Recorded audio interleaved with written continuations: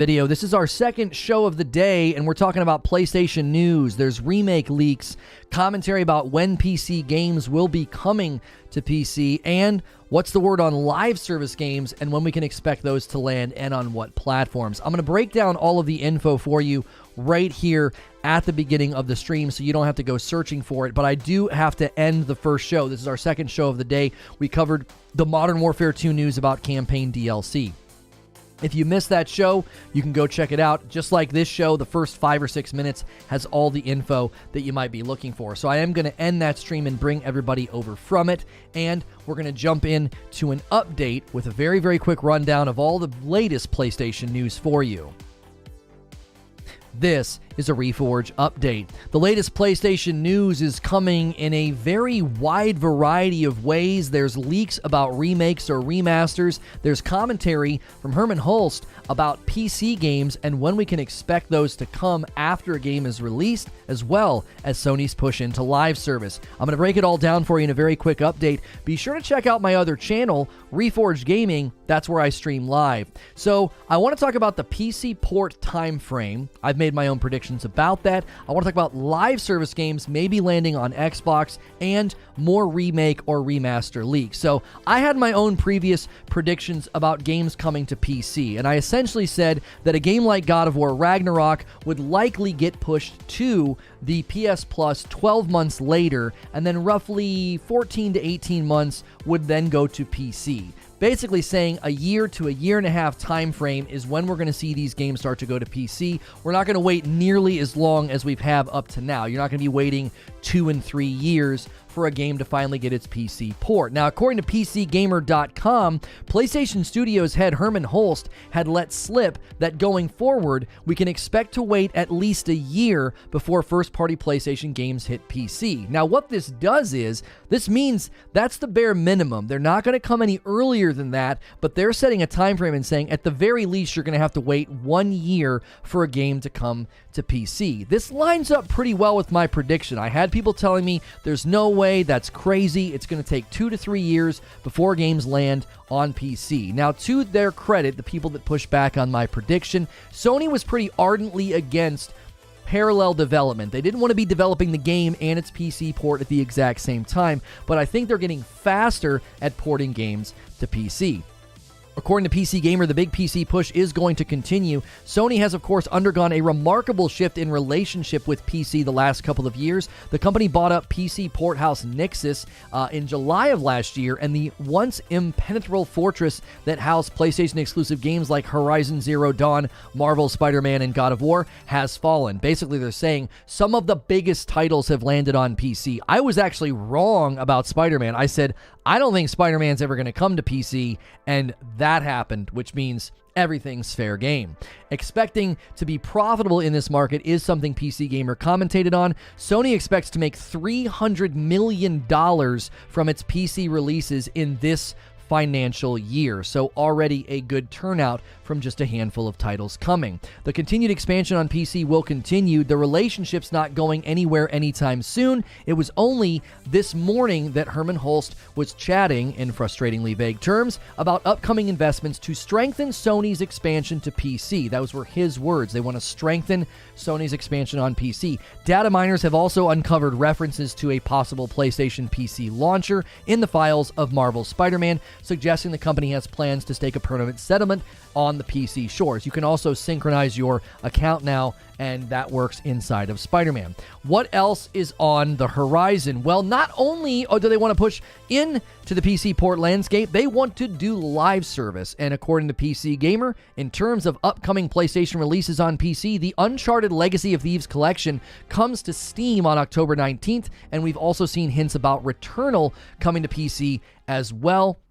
And beyond these right around the corner, there is the live service push. So what about live service? Waiting for PC games has one exception. You're not going to have to wait for PC games if They are live service. Quote from PC Gamer, there's one exception to the rule. PlayStation's live service games, which we might see day and date with their console releases. Considering the fact that the company has plans for 10 live service games in the works, that's a fairly major big commitment for PC. Now, why is this important? In an interview with YouTuber Julian Cheze, Holst says that, quote, because you want to have a really strong community, strong engagement right away when you go live with live service games, Sony might opt to release them across multiple platforms at the same time in the future. Now, I think this means we will likely see Sony live service games landing on Xbox. I don't think you will see them on Game Pass, but at a bare minimum, when a Sony live service game lands, it will hit the PlayStation platform as well as PC day and date. This dovetails well with their push to PC with ports of their big first-party titles, but a live service game being on every single platform makes the most sense in my mind. There was also the Horizon Zero Dawn remake or the Horizon Zero Dawn remaster leak. It's unconfirmed whether or not this leak is accurate. My prediction here is it's likely going to be a director's cut treatment, the way that Death Stranding, Death Stranding and Ghost of Tsushima received. I need to be able to read my own notes here. So I do think we could see a director's cut treatment of Horizon Zero Dawn, bring it up to graphical parity of Forbidden West. Probably a small team of people that spearheaded the graphical updates for Horizon Forbidden West could bring the character animations in the world up to that graphical parity of what Forbidden West looks like, and that would pair really well with the TV announcement and push that they're going to do. This fits with the strategy that they use for The Last of Us, but I don't think this will be a full-blown remake remaster the way that we saw them completely remake The Last of Us, its world, its characters, its AI. This would likely be a director's cut treatment that we saw in Ghost of Tsushima and Death Stranding, costing owners of the game maybe $10. We'll have to wait and see for an official word from Sony. As for this video, this has been a Reforge update. Be sure to check out Reforge Gaming, where I stream live. Hit subscribe with the bell button, and I'll see you in the next video. I've never said that before. This has been a Reforge update. I kind of felt super official. This has been a Reforge update. What do you guys make of all this, man? Sony swinging big. My thumbnail says, I told you so. I told y'all. I said there's no way they're going to make people wait 2 and 3 years for these games to come to PC. The PC ports have been way too lucrative. They've made way too much money, and I don't see them waiting that long. Let's start with that. What do you guys think about that prediction? Give me the first 100 likes, by the way. You guys were great in the first stream. We need a strong like count for the second stream. We've had weaker like counts on our second streams, and it's hurting us because YouTube's like, what's the deal? You have 300 viewers, and you don't even have 100 likes. Let's set our sights on 200 likes very, very quickly. I know it seems weird, but I believe we are being punished for having a greater viewer ratio compared to the likes compared to the first stream, because the second stream we come out of the gate a lot stronger with total view count. Aaron Claypool with a $10 tip through Super Chat. P.S. With all these successful single-player titles, looking at Microsoft and Activision Blizzard stepping into the live service bear traps with Halo Infinite and Overwatch 2 and going, man, we need to get in on that action. Thank you for the $10 tip through Super Chat. Ashen says, I won't lie, the only thing I care about as far as ports is Bloodborne. I want every single amazing Sony game to land on PC and enjoy success on that audience. Do you have any idea? I think Returnal is going to be an absolute smash hit on PC. How many memberships do you have now? We've dropped quite a bit. We hit 3K. It says we only hit 2,996, but I know that's not true. We hit 3K because we have 3K worth of emotes. We're in like the 2,700s now, I think. Wheezy says, it's kind of funny because the news has made me kind of lean towards just selling my PS5, to be honest. I can wait a year plus to play a game on my PC, to be honest. I haven't turned it on in months. Well, I would be careful with that, Wheezy. I think my predictions sound, but it's not gospel and it's not written in stone. I don't know about waiting a year and a half to play Spider-Man 2 or Wolverine or God of War Ragnarok. That's a long time, bro. You can get impatient, especially considering you have a PS5. Can you imagine being like, bro, I got to wait 14 months to play Wolverine. It looks awesome. And I had a PS5. I had one. You know what I'm saying? I don't know, bro. That's still a chunk of time. They didn't say all games, and they didn't say a year would be the standard. Year is the minimum.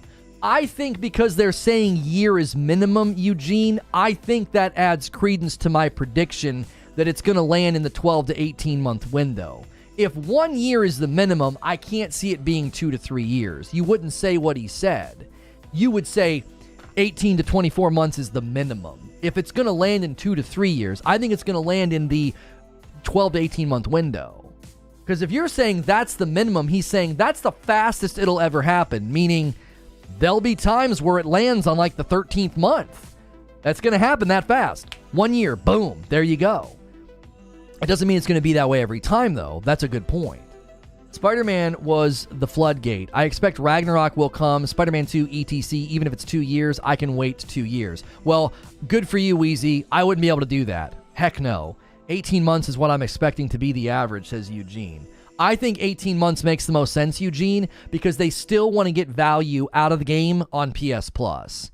I think they want to be able to kick the game to PS Plus and have that matter for a couple of months. Guys, thanks for a strong turnout on our second show. Do me a humongous favor. I know a lot of you are lurking and you were here for the first show. We're in our second show of the day. Smash that thumbs up button. Please smash it. I appreciate everybody who does that. That like ratio to view count is super important in the first hour of the stream. We have been finding that to be the case. I'm like a kid before Christmas. I was seeing if anybody else did any of the... No, okay, just the two. All right, sorry. Get with the program, dude. That's right. No way I would wait a year for certain studios. Yeah, I could never do what Wheezy's saying.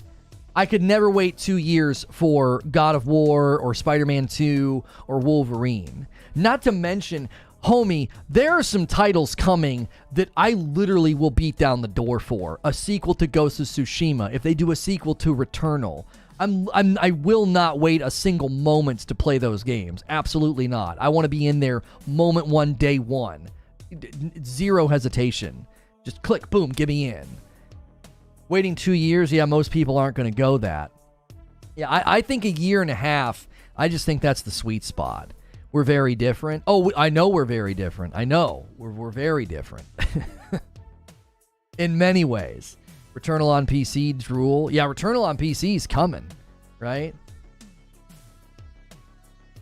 Definitely. I definitely think that is that those leaks are real. I think those Returnal PC leaks are real. If you guys are just tuning in, the latest PlayStation news concerns Remake leaks. It concerns PC games. It concerns live service games. Right now, we're discussing the speed with which a PlayStation PC game will happen. It's looking like it's going to be, I think, between 12 and 18 months. Herman Hull says, at the very least, you'll have to wait 12 months before a Sony PlayStation game hits the PC, because PS5 exclusive titles are going to become the norm, and then you're going to have to wait a minimum of 1 year for it to hit PC. What do you think about that time frame? Is that too fast? Do you think that that's going to cause people to skip out on PS5? Wheezy's sitting here talking about getting rid of his PS5 because he can wait that long. Returnal deserves a PC port, but I really hope they add in the haptic feedback too, because it adds so much to the gameplay. You can have haptic feedback in Steam, so it will likely be there. That'd be super weird to not have haptic feedback on Returnal, one of the games that showcases it the most. Eugene says, where's Mo? Didn't you wait for God of War on PC? Me? No. I beat God of War when it came out, and it gave me headaches because of the 30 FPS. I played it again when they gave it the free 4K checkerboard update, 60 FPS on PS5. I didn't have time to beat it again, but I played it again, and I played it a third time when it landed on PC. Again, didn't have time to beat it. We're not really a gameplay channel, so those were quick samples, but I've played that game. I've beaten the game once and played it a second and third time when it got the updates and the PC port. God of War Ragnarok coming to PC.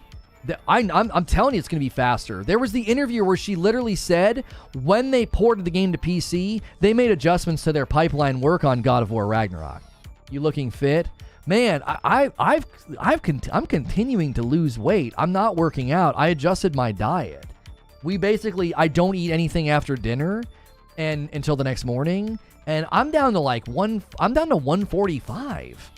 My highest weight was like between 163 and 165. I've lost close to 20 pounds. That's all I did. Now, I lost about 8 pounds by drinking alcohol less often and adjusting my salt intake and Coke intake. But yeah, I started this thing like 3 or 4 weeks ago and lost almost like another 10 pounds.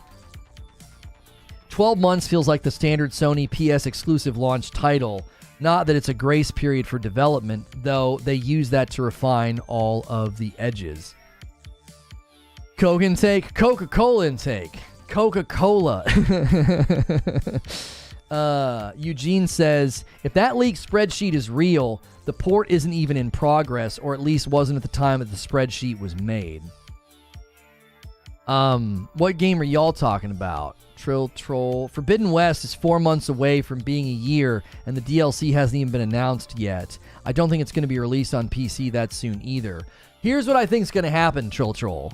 I think the window of time is just going to get shorter and shorter and shorter and shorter. Does that make sense? So it was like 3 and 4 years, then it's going to be like 2 years, then it's going to be like 18 months. Then I think you're going to see some landing on the 13th month, the 14th month. Do you know what I'm saying? I definitely think those windows are just going to get shorter. So yeah, Forbidden West is going to be a little bit longer than 18 months, and God of War Ragnarok will probably be right on the 18th month. That's what I think. Jim Ryan needs to go. Why? Why what are they doing that he needs to go for? Yo, we need 30 more likes on the video. Do me a favor, man. You lurkers that come over from the first stream, you got to help me out. Smash that thumbs up. I need 200 likes on the video, like right now. Right now. Wait until Lono sees this. Is that real? Or did somebody do that? Is that fan made? There aren't Ghost of Tsushima Legos. You photoshopped that. Did you photoshop that? Is that real? The frick out of here. Oh, it's a concept. Oh my gosh. I was like, oh my gosh, oh my gosh, oh my gosh. I need it. I need it right now. I'll put it on the wish list. For those of you guys missed the announcement, we're entertaining a personal hobby channel where I'll like put together Lego sets, and we're letting you kickstart it. We have a bunch of Star Wars Lego sets on the Amazon wish list. My birthday's like a month, and some people already bought some of them, so we're literally going to do it because you guys are supplying it. So if you feel like doing that, go ahead. Jim Ryan is only a businessman, not a gamer. Whether I have a gamer businessman, I would rather have a business gamer man than corporate businessman. Let me explain something to you. I don't want a gamer in the driver's seat of a company. I want a businessman. Do you want to know why? Because I want the business to be sound and successful. If profit's flowing and companies are expanding, then I get more games. I get games that are bigger and better like Forbidden West. I get games like Returnal. I get games like Ratchet & Clank Rift Apart. I get Director's Cut for Ghost of Tsushima. I want a businessman in charge of the company, not some doe-eyed, ideological, dumb gamer that's going to do things that aren't good for the bottom line, which leads to downsizing, which leads to shrink, which leads to shareholders suing you because you're making bad decisions and destroying the business. I don't want some ideological, doe-eyed like person that thinks games are art and you can't do these things to them and treat them like products. Listen, man, games are art, and some of the best games we've ever received have come from really big companies with really big budgets. So I don't buy into that. He only cares about his stocks, not gamers. That's all he should care about. That's his job. His job is to make sure they make as much money as possible. That's literally his job. And it's led to Guerrilla expanding, Insomniac expanding. Under his leadership and under Sony ownership, their studios have grown and the quality of the work has increased. I don't think you want some ideologue in charge of the company. You want somebody who is beholden to the shareholders. Listen, I got news for you. All of your favorite video games, all of your favorite video game companies, even if you like Microsoft more than Sony, they're doing the same thing, bro. They're doing the same thing. You think that Phil Spencer and Microsoft aren't like rigorously committed to the profit margins?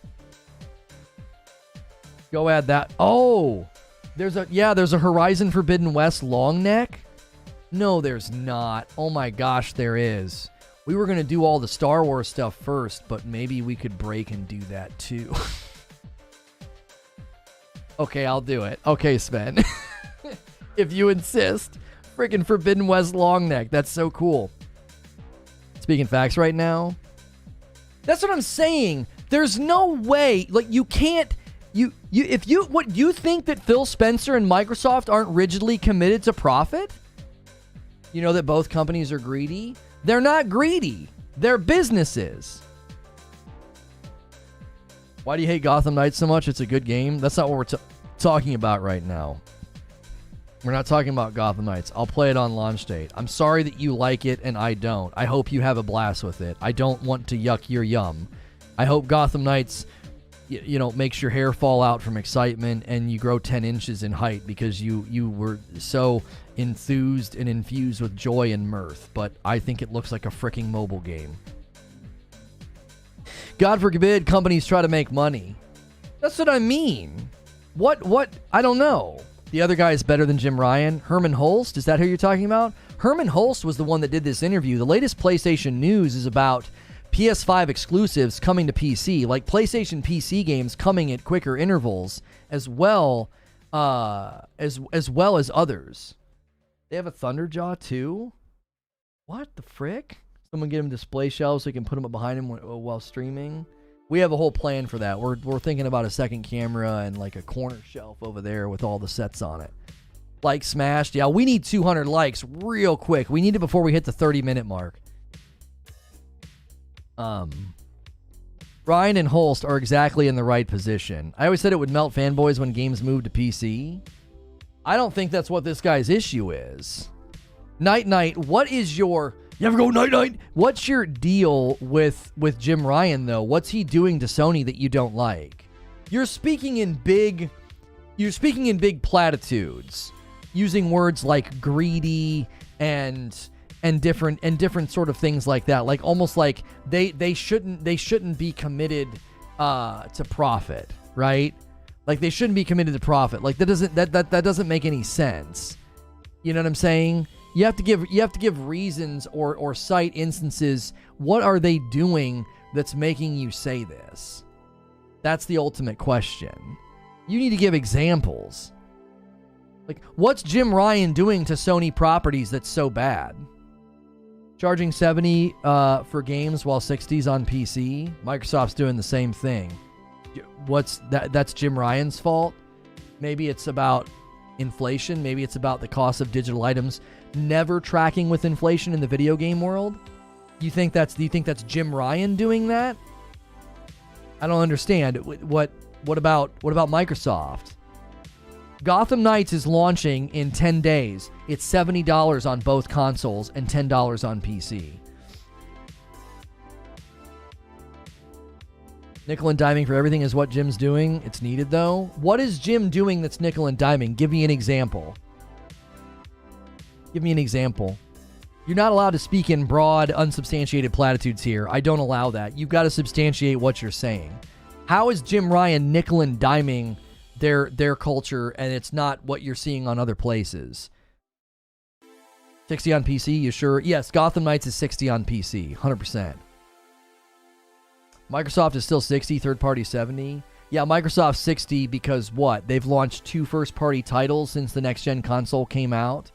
They also give their titles away on Game Pass, like Forza and Halo Infinite. I don't understand. So, Microsoft has a completely different business strategy. They've launched a whopping two first-party titles since the next-gen consoles came out, and they gave them away on Game Pass. And Sony's like, we're charging $70. And the consumers are responding and buying. So, that's how the market's supposed to work. And your interpretation of that is that's nickel and diming. That's why. Why is that nickel and diming the consumer? Nothing in the video game world is tracked with inflation. A whopping $10 price increase is being interpreted as nickel and diming. Jim said expect everyone's opinions even when you don't agree. You know, Jim didn't take a side with changes. And people have it in for them now? What? Their output this year alone, with all 5 first-party releases and the indies and multiplats, like the indies alone have been insane. So much great games, and now the stars, etc., they're doing a lot. What are you talking about? There haven't been 5 first-party releases. I don't know why people are so negative. I think they're just desperate for a showcase. People think video games should be free for some reason. You know what's worse for gaming than Jim Ryan? Let's say Jim Ryan is the sole reason that you're spending $70 for games on Sony, which is woefully stupid and uninformed, but let's just say that that's what's happened. Jim Ryan is the reason that you're spending $10 more for games on Sony. Do you want to know what's worse for the gaming market? Dollar menu gaming syndrome. Expecting everything for free, not wanting to pay any money. That's worse for the gaming market than a healthy ecosystem of value proposition, transaction, value transmission, satisfied customer.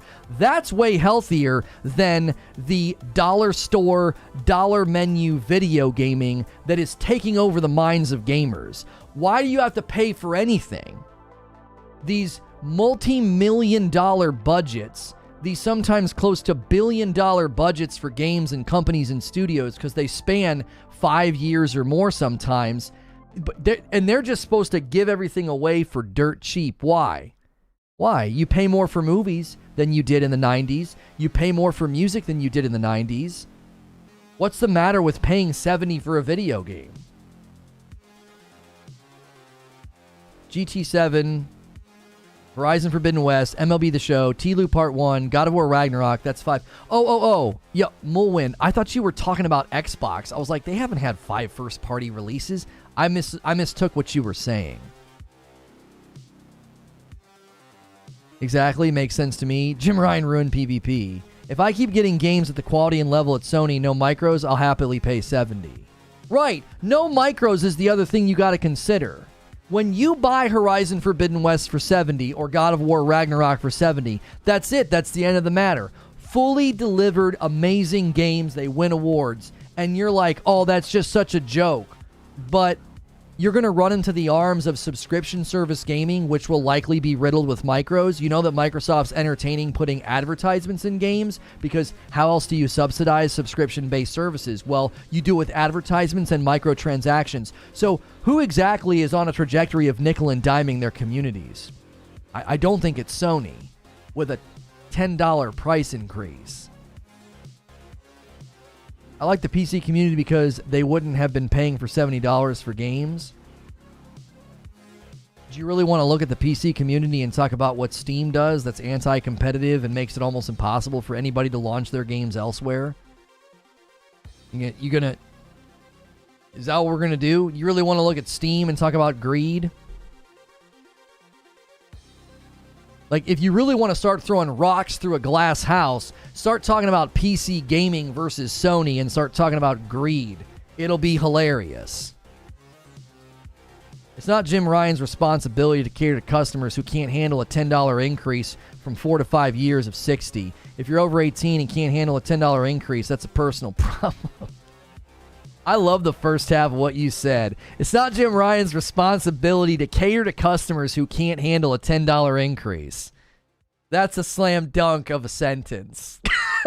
If you're just tuning in, we're covering the PlayStation news. There's leaks about a Horizon Zero Dawn remake. There's timelines being trotted out for PC game ports, PlayStation PC games, and also the PlayStation Live service games. So, if you want caught up or you want to chime in, make sure you're subscribed to the channel and start talking in my chat. I just got here. There's a rumor a PlayStation Showcase is happening October 20th. What are your thoughts on this? If it's from the leakers, they can suck it! I'm sorry. I'm sorry. I hope it's true. I hope it's true. We've been so debated about the PlayStation Showcase that if anybody tells me there's a rumor or a leak about a PlayStation Showcase, I'm going to throat punch them. I'm literally going to throat punch them. It's from Robert Serrano, last I saw. Yeah, that guy literally doesn't leak anything. He just lies. There's leakers and there's liars. He's not a leaker. Hellish Smoker with a 7-month milestone. Welcome back. I'm an Xbox guy, and even I can't get behind the thinking that Jim Ryan is just doing his job. Right, I don't understand. It's not a $70 price tag. For most games, it's a $70 entry fee. You're then bombarded with microtransactions. Really? What game's doing that? If games were 70 with no micros, I'd have no issue with it. What game is charging 70 with micros, Mitch? Give us an example. What game? I'm going to wait a long time because there isn't one. There is no game charging $70 and then is riddled with micros. GT7? GT7 addressed all that almost immediately. Oh, FIFA and Madden. Oh my gosh. We're talking about first-party titles. Now, GT7, okay, I'll grant you that one. I forgot about Gran Turismo, okay? Grant me forgiveness for forgetting about Gran Turismo. I don't play racing games. I don't care about FIFA and Madden. I'm talking about first-party titles. You're going to run to sports games and act like that's the industry standard? Is that how you want to substantiate your argument? That, oh, I'm going to pay 70 and get riddled with micros. What games are doing that? Oh, these sports games and racing games. Dude, they've been riddled with pay to win for years. That's not the industry standard. You can't substantiate your claim that that's going to start happening in the industry and run to FIFA and Madden. They're literally the worst offenders of microtransactions. Right? My point is, Mitch, there is not a trend right now emerging that, hey, it's $70 and wham, we're going to hit you with micros. Like Gran Turismo did that, yes, but you can't look at FIFA and Madden and think that they're representative of the market. They're not. They've been getting just reamed out for their pay to win for years, and they've never made adjustments, and no other games have fallen in line with that. GT7 was never pay to win. I saw nothing but anger and rage and hate in the wake of that game launching. I saw nothing but anger and hate and rage when that game launched. They walked back some of their stuff. The GT7 micros were overstated even before the changes. Yeah, they walked back some of the stuff that people complained about anyway. You can play the show without spending money. You don't have to pay anything on GT7. The $10 increase doesn't even make a difference to me. If I want something enough, price is not an issue. Not pay to win, but horrendous micros. Can't win if you can't race. Okay, we're getting lost in the minutia. The point is not, can you find a $70 game with bad micros? Because you can find $60 games with bad micros. Ergo, you can't conclude that $70 is connected to bad micros. Like, that's correlation. Bad micros have been in the market for a long time. It's not a causative reality like, oh, games that are going 70 are baking in bad micros. Bad micros have been around for years. The entrance price is not the issue. That's not the issue with bad micros. Because would it be fair for me to say, well, here's a game with a $70 price entrance point and no micros, therefore $70 leads to no micros? No, I can't do that because it's not a causative relationship. It's correlation. I could point at Horizon Forbidden West. I could point at God of War Ragnarok. I could even point at Gotham Knights and say, here are $70 games with 0 microtransactions. That doesn't then therefore mean that I can argue $70 leads to no micros, guys. $70 price points are savior. I wouldn't argue that. That's a terrible way to substantiate a claim. That's just pure correlation between the two realities. So finding $70 games with bad micros is not proof of anything to the same degree that finding $70 games with no microtransactions is also not proof of anything.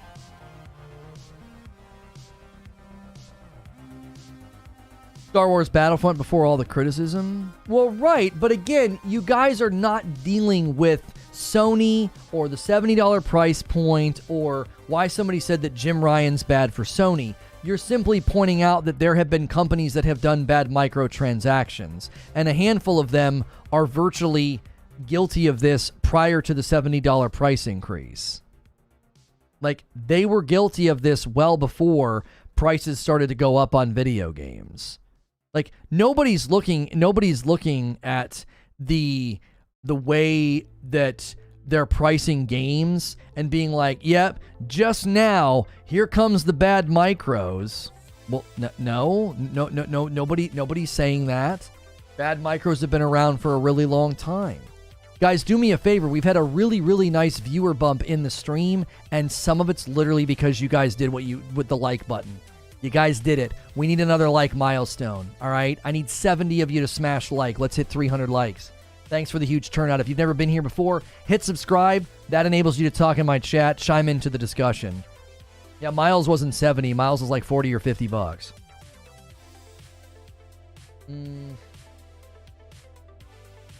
That's gone. Yeah, because I would give the gamer fair value, unlike Jim Ryan and Sony. Jim Ryan remakes remastered for 70, so you're going to defend that too? I took issue with The Last of Us Part 1 remake being $70. I thought it created a very weird pricing parity. It's weird to go to the storefront in Sony and see Horizon Forbidden West for 70 and God of War Ragnarok for 70. I actually think they should have charged 50, but the optics was, for them, this is a premium product that got a AAA game's full brunt force of work, right? So the $70 price on The Last of Us Part 1, I took issue with, even though I hear where Sony's coming from.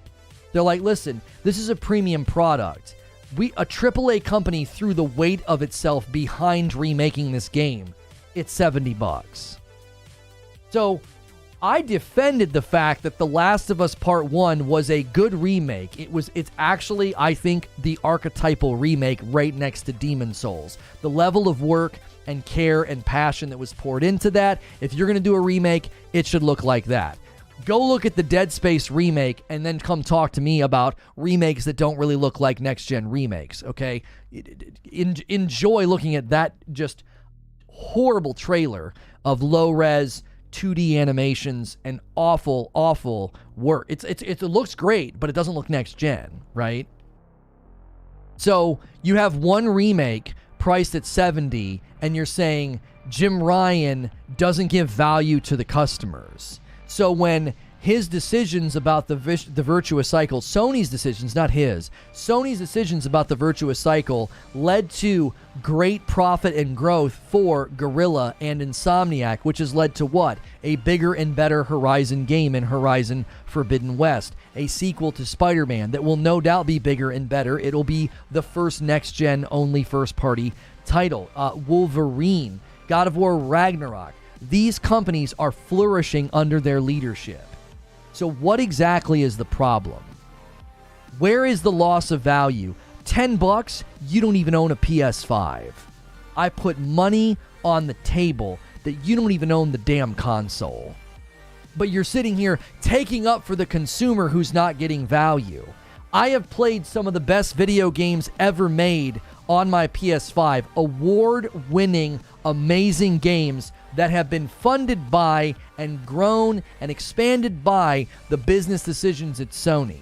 So acting like, oh, we're getting robbed of value? No, we're not. I bought The Last of Us Part 1 and was blown away. I've not touched that game for I don't even know how long. I think I played it 7 years ago.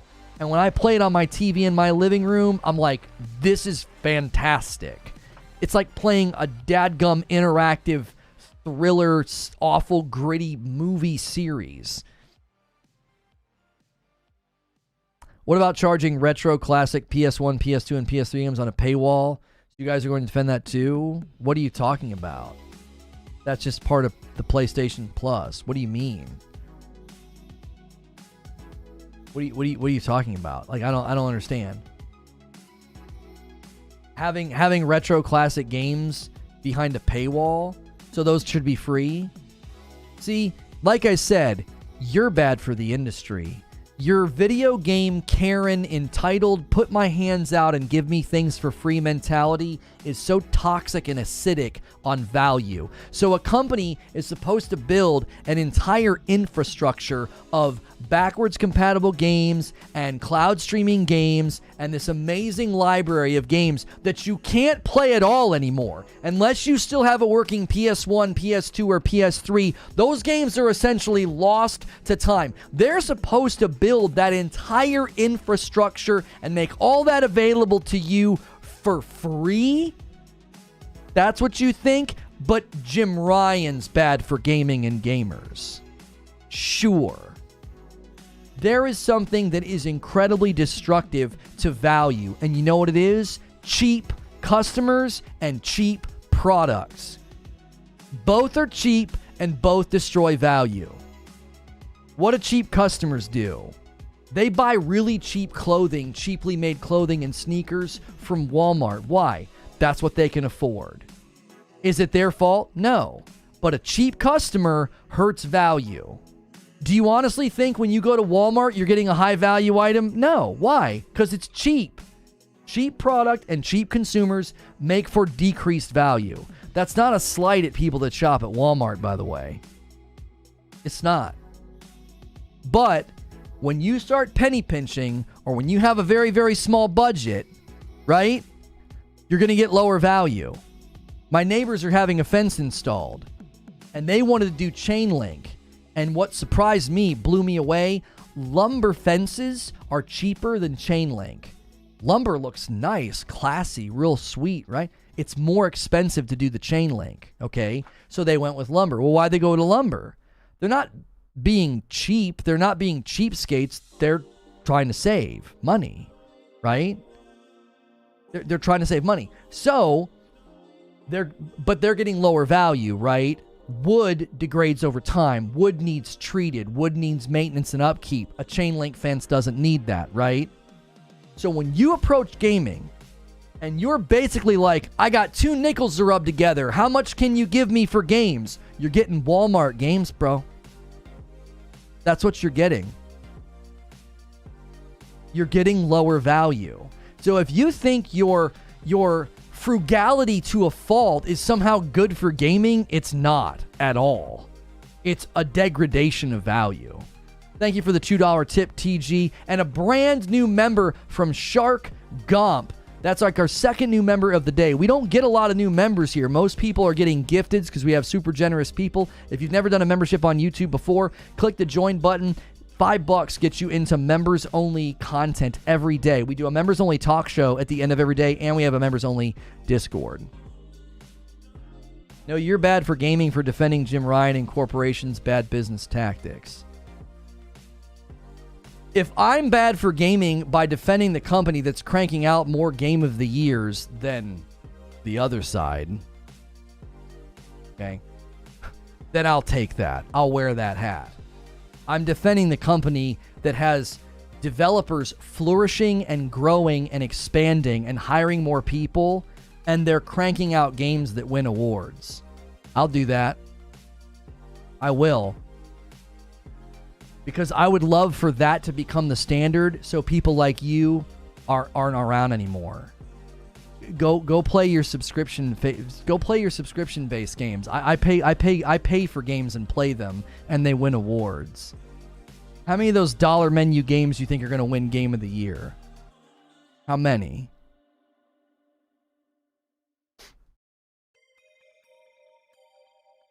Mr. Reforge, you're a legend. You're giving me faith in the gaming community. Finally, someone with some objective sense and nuance. Thanks for what you do. How do you put up with randoms?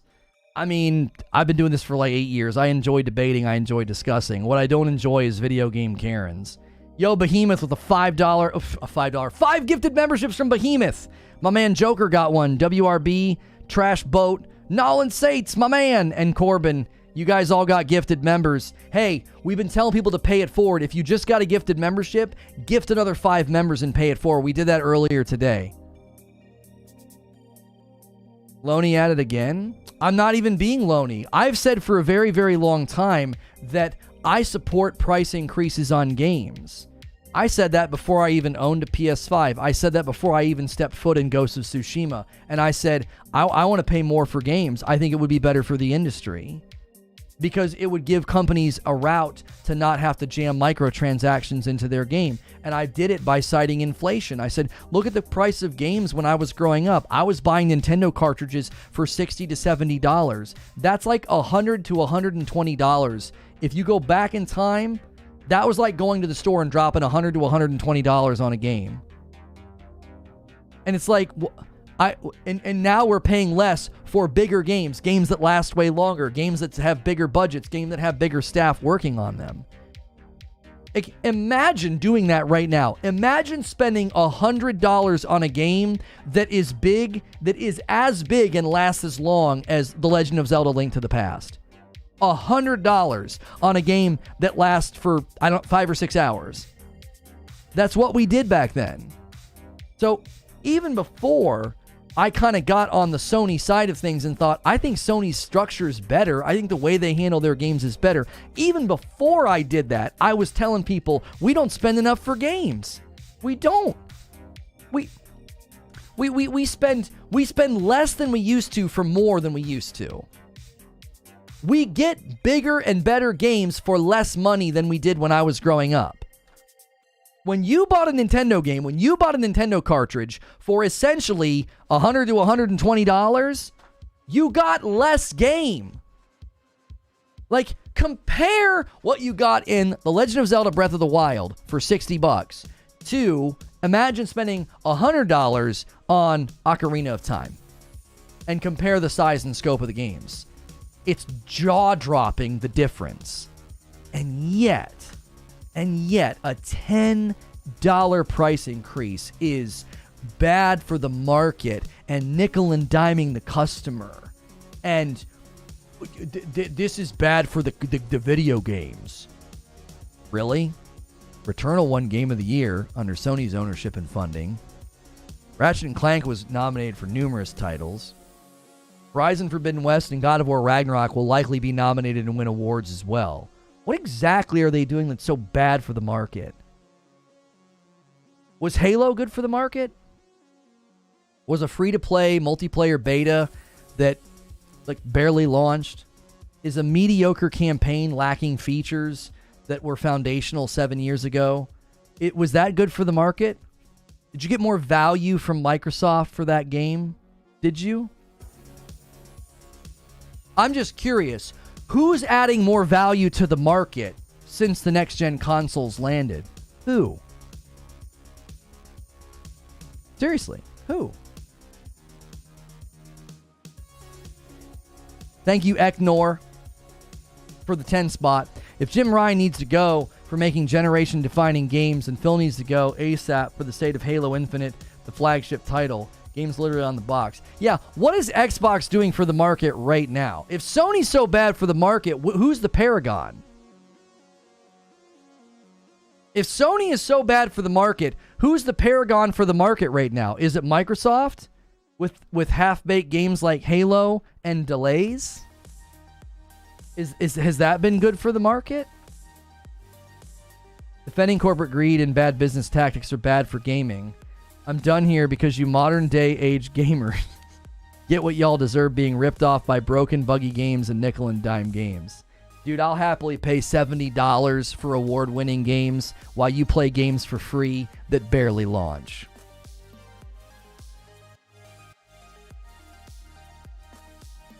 I will. I will happily keep handing $70 for award-winning games as opposed to getting games for free that barely run. It's not free. You know what I'm saying. The perception is that, you pay for Game Pass and you get all these games and you don't have to buy them.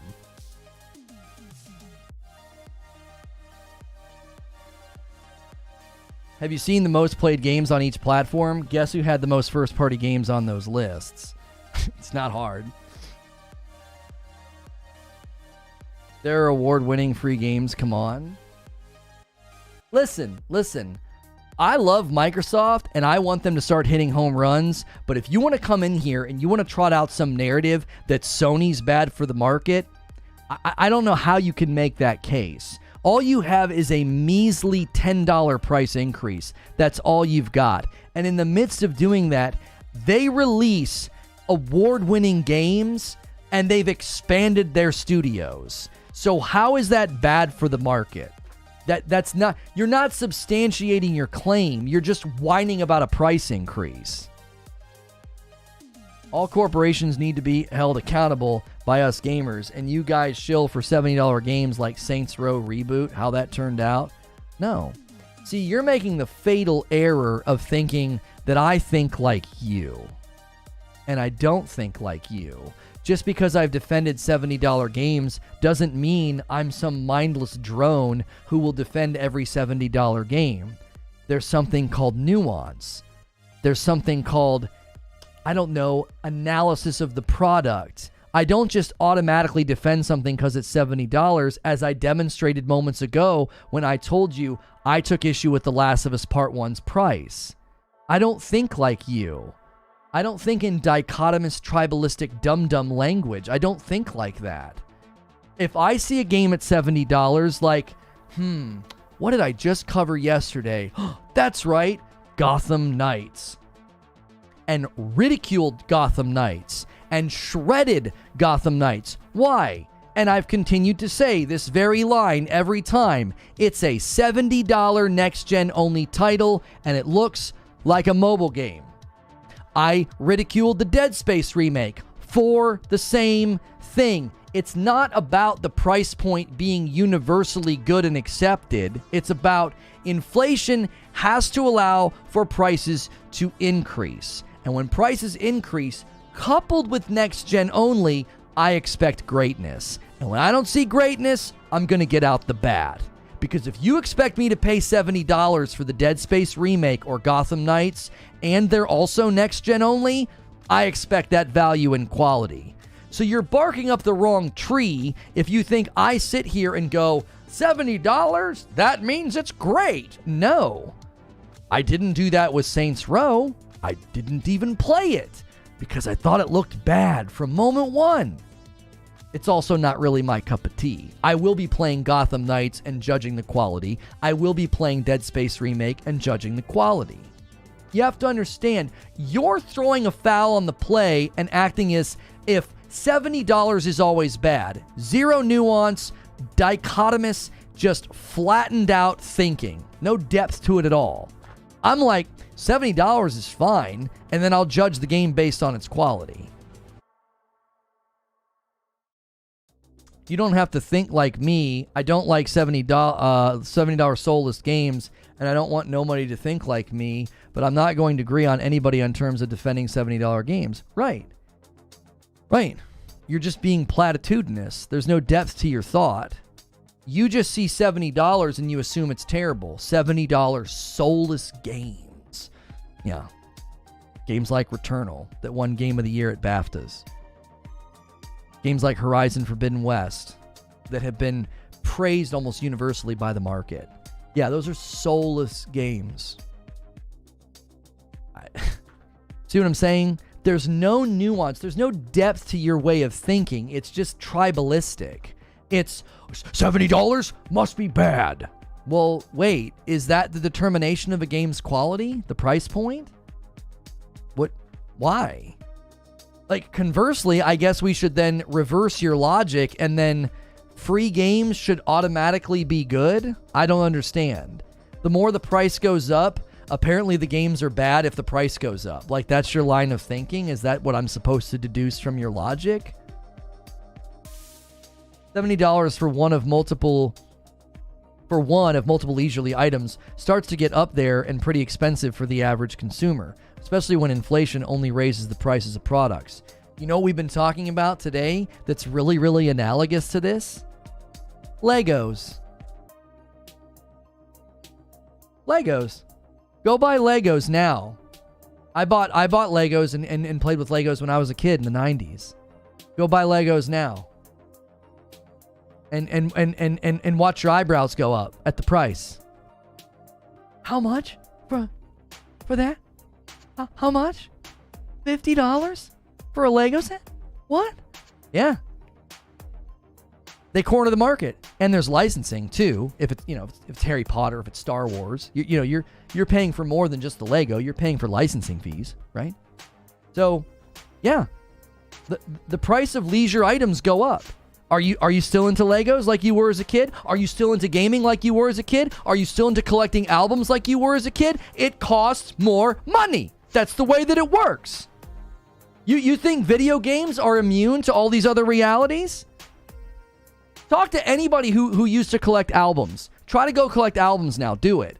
Talk to anybody who always made sure to buy and collect movies back in the day. Try and do it now and see how cheap it is. Make sure and buy every Blu-ray that comes out of the movies that you want to own. Are you kidding me? Everything's more expensive. Everything. Leisure items don't get cheaper with time. They don't. Just wait, games costing $100 in the future. I bet the fact you guys are going to show for that too. So, but you have to substantiate why video games should be immune to inflation. Have you ever taken even the most basic class in economics? Like, I don't understand. I used to collect comic books. Yeah, go collect comic books. Another leisure item that are more expensive now than when I was a kid. Why should video games be immune to inflation? Substantiate the claim. Why? Everything goes up in price. Everything. You have to pay your people more because cost of living has gone up in the cities, and the cost of living going up in the cities has to do with all of the things that associate with that. Shipping costs go up, freight goes up. When shipping costs and freight goes up, then the groceries get more expensive because now the farmers and the people who transport the food have to pay more money. Then the drivers have to be paid more money. Then the gas is more expensive. When gas gets more expensive, it's more expensive to fuel the trucks, and if it's more expensive to fuel the trucks, it's more expensive to fuel the planes. And that's just cost of living, which drives up the salaries of the developers. That's like one thread of the reality.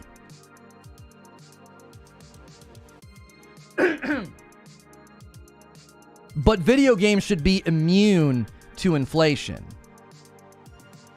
They should what? What would be your solution? Don't pay people as much? That sounds greedy.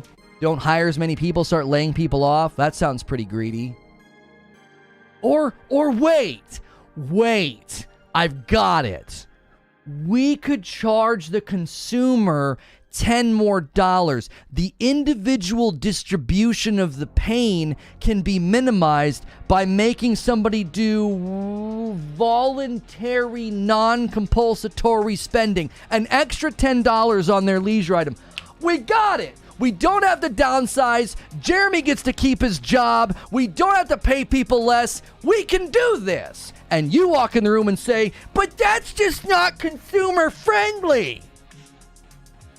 Sit down and be quiet.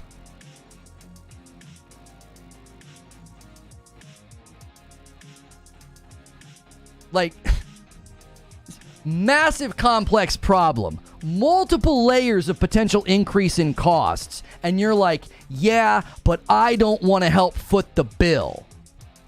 Figure it out, greedy corporations. Do what? What?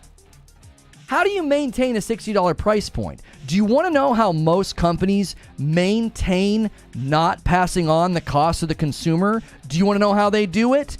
They downsize. They lay people off. They cut corners. They, I don't know, enforce an 18-month contractual policy so they never have to pay people benefits. That's how you keep from passing on the cost to the consumer. What's that, pray tell? Is that righteous-driven charity, or is it greed? Which is it?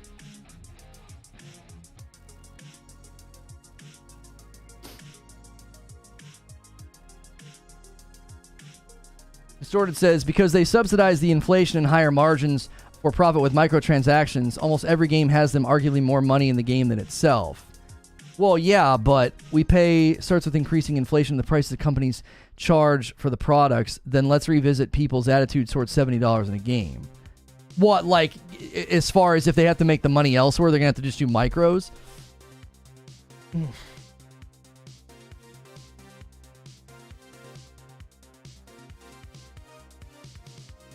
too complicated. I give up no argument for that.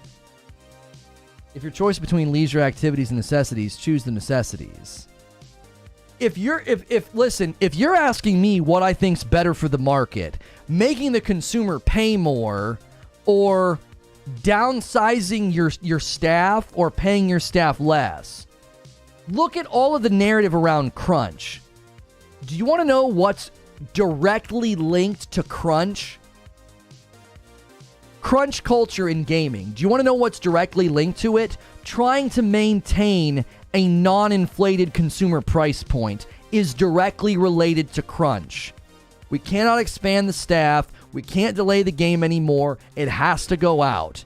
We don't make enough money on the margins. Crunch culture is directly related to giving the consumer a maintained, unmoving price point for frickin' decades.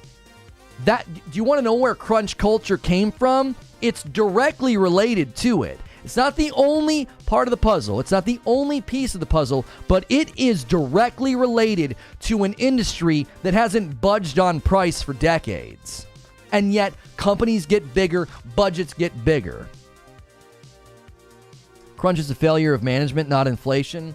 False. It is a piece of the puzzle. Management's a piece of the puzzle, but acting like one of the reason crunch exists is because they have to get the product out. Their margins are so razor thin. There's entire books written on the razor thin margins of production in gaming. It's not a sustainable market. There's been analysts that have talked about this for months, actually years. It's not a sustainable business model. Yo, Eknor with 5 gifted memberships. Pancake, Plank Boyd, Leo Duck, Kempachi, and Jeremy Bruce. You guys all got gifted memberships.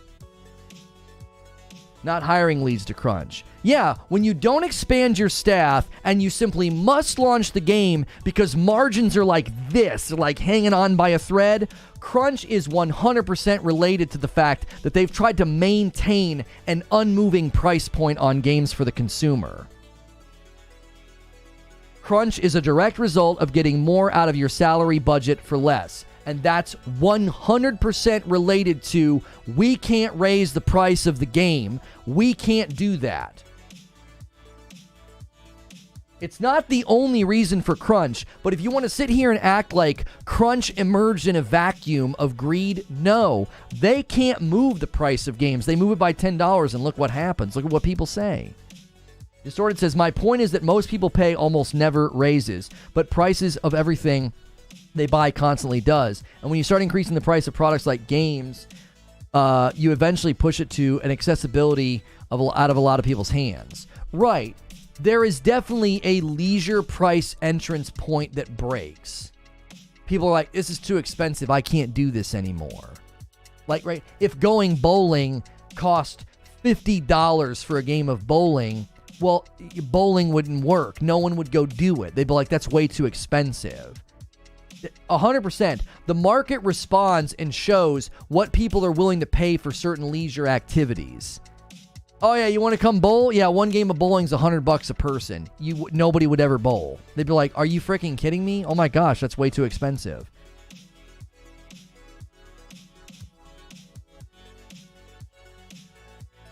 So what we're engaging with, we are so outside of the topic. Not really. I mean, Sony's getting chastised for $70 price point. Well, wait till the other companies start doing it.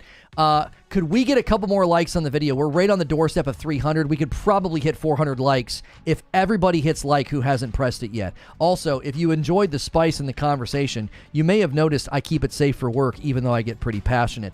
Hit subscribe. That way you can talk in my chat. Thank you so much for being here. Finally, we got some short shelf treatment today.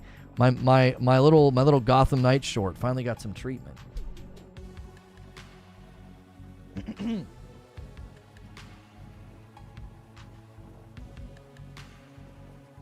Bowling alleys subsidize the cost of keeping their games of bowling down with concessions and arcade games on the side. That's exactly right. Like every business is doing it, right? Like movie theaters traditionally made all the money on concessions because they weren't making money on the ticket. The ticket got you there, and then the popcorn and the soda and the candy is so overpriced because that's how they make their money. It's how they keep their doors open and pay their staff. This is like People look at video games and it's so funny. It's like movies have been doing this for years. Roller skating rinks, bowling alleys, like everybody does it. Everybody has to find ways to make up the margins.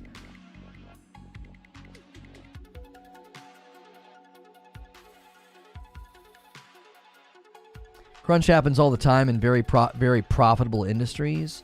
Right, but Robert, in the gaming industry, one of the most anomalous things about the gaming industry is the price of games not moving. Look at literally every other form of digital entertainment. This is the only one that hasn't moved. And it's trying to move by $10, and people are losing their minds. This CEO should step down. He's nickel and diming and hurting the value of games. There's no market analysis there. That's not somebody who's done any research or gone to websites that analyze market trends, profitability, and growth of platforms or companies. That's not somebody who's informed. They're just angry and whining like a Karen that a video game is now $10 more. They don't look at the reports about the growth of Guerrilla or Insomniac. They don't look at the analysis of margins and the growth and the money that they're making on their titles. The acquisition of these PC porting companies. Those PC porting companies now have more money, now have more staff, and then those PC porting companies helped Sony yield like $300 million already in on their properties coming to PC. That's a healthy ecosystem. That's growth. That's people's salaries being paid. But Sony's bad for the market and bad for gaming and bad for value. You know, it's funny. It never fails. We have all this PlayStation news. We have PlayStation talking about PC games, porting to PC a little bit faster, potentially, because they said the minimum time frame for games coming to PC is going to be at the very least 12 months, which lines up with the predictions of what I and many other people have said. 12 to 18 months seems like the sweet spot, right? And they talk about live service games launching being multi-platform day and date, mainly at least mentioning PC. And you know what we end up talking about? We end up talking about Jim Ryan is the devil and customers are being nickeled and dimed. You know what's funny to me is how much people whine about a platform that they don't even engage with or own. I don't own a Peloton. Should I make a bunch of videos whining and complaining about the pricing structure of the Peloton bike? It's just not enough value. What the frick does it matter to you? You don't have it. How do you know it doesn't have value? You don't have it. You don't engage with it. Well, I'm presuming that the people that pay for it are too stupid and I'm smarter than them and they're not getting value.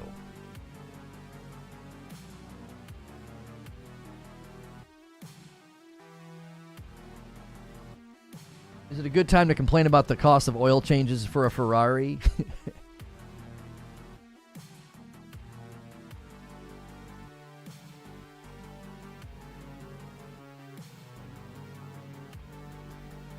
If they're multi-plat, I never heard anyone say multi-plat. Well, I spoke quickly. Sony live service games are going to launch on PC day and date. Herman Hulst essentially said a live service game needs a ton of people playing right away. It's my theory that when they launch a live service game, it's going to be a multi-platform game. Because they're going to treat their live service games differently. Now, a lot of people are like, no, it's just going to be PlayStation and PC. No, I don't think so. I don't think you invest that amount of money and that amount of R&D. I don't think you acquire Bungie to help you forge into launching 10 live service games and not launch on every platform you can. That doesn't make any sense. How much do you think Sony's first-party live service games will cost? Free-to-play or $70? If they're multi-plat, a lot of the live service games are also going to land on the PS4, homie.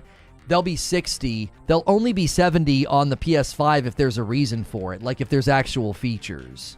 If there's 3D audio, haptic feedback, I don't know, ray tracing. If there was extra work done on the property to make the PS5 shine a little bit brighter, yeah, it'll be $70. It'll be $60 if it's cross-generationally supported. It'll be $60. And it'll only be $70 on the PS5 if there's actual substantive reasons for you to spend the extra $10. I always question if the same person who says $70 is too much also said $60 was too much, or $50 or $40. At what point is the price equal to the value? This conversation, Corey, it only ever comes up because it's anti-Sony. Because I'm telling you, it's dollar menu gaming syndrome. That's what it is. You have somebody coming over from their Game Pass box, and they spend money on Game Pass, and they're just constantly getting shovelware pushed onto their box. Most of it they probably don't play, but it tickles their brain to think that, oh, I've got all these games, right? Oh, I got Halo. Oh, I got Forza. Every time we get into these debates, it's always in an anti-Sony bent. It's not based on like market analysis or inflation or cost of development or margins or what actually goes into the budgets of games now, or this could be the way out of needing to microtransaction bay the game. It's never that. It's always anti-Sony. Are you knocking down the door of Microsoft because Gotham Knights is $70 next week? How is this a Sony problem?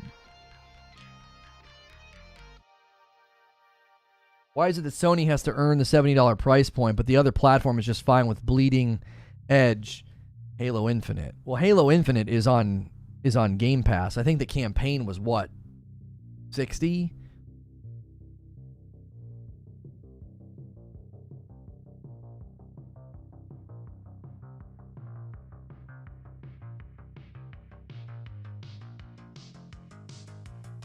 I've never heard an alternative option given. If you can't raise prices and you can't have microtransactions, then what are you supposed to do? That's so concisely put, Zubair. That's exactly right. I tried to get at that earlier. It's like everybody moans and complains, all these microtransactions. It's like, well, okay. When do you remember the time when we would just buy a game and it was just a game? Oh, yeah. I did that with Returnal. I did that with Ratchet and Clank. I did that with Horizon Forbidden West. I'm going to do that with God of War Ragnarok. Are you making a point? Oh, but don't do that either. Wait, I'm sorry. So, how's the company supposed to grow and expand? How? Solve for X. How's the company supposed to grow and expand? Because their people need to be paid more. They want to expand into certain, I don't know, maybe technologies. Maybe they want to hire a new department and do new things. How are they supposed to do that if they can't charge more money? Because they're not doing microtransactions, so how else are they supposed to subsidize it? How? Go to PC or other platforms? Congratulations, you just made them spend more money and outsource to a completely different company. You've not solved the problem, you've made the problem bigger. How do we make more money? I've got it. Let's spend more.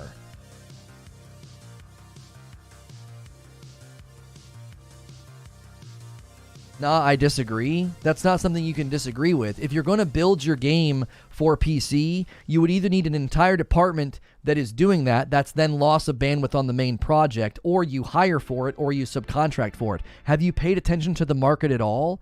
The reason games are coming to PC is because they've literally acquired companies, and those companies are porting to PC. That costs money. You can't just go to Guerrilla or some other company and say, hey, I've got a crack squad idea on how you make more money on your property. Oh yeah, how do we do that? Can't believe you morons haven't thought of this. Put it on PC.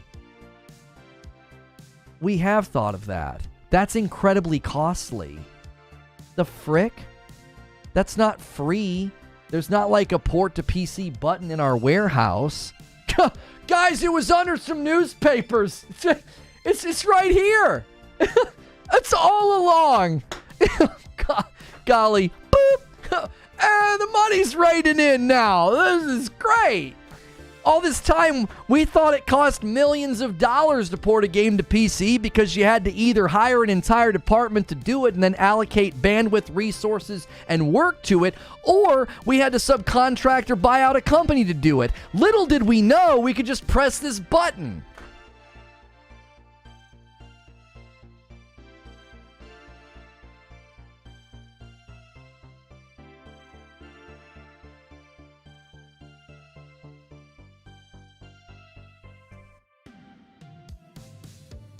Unfortunately, raising prices does not mean a drop in microtransactions. I'm not saying that one equals the other, my friend.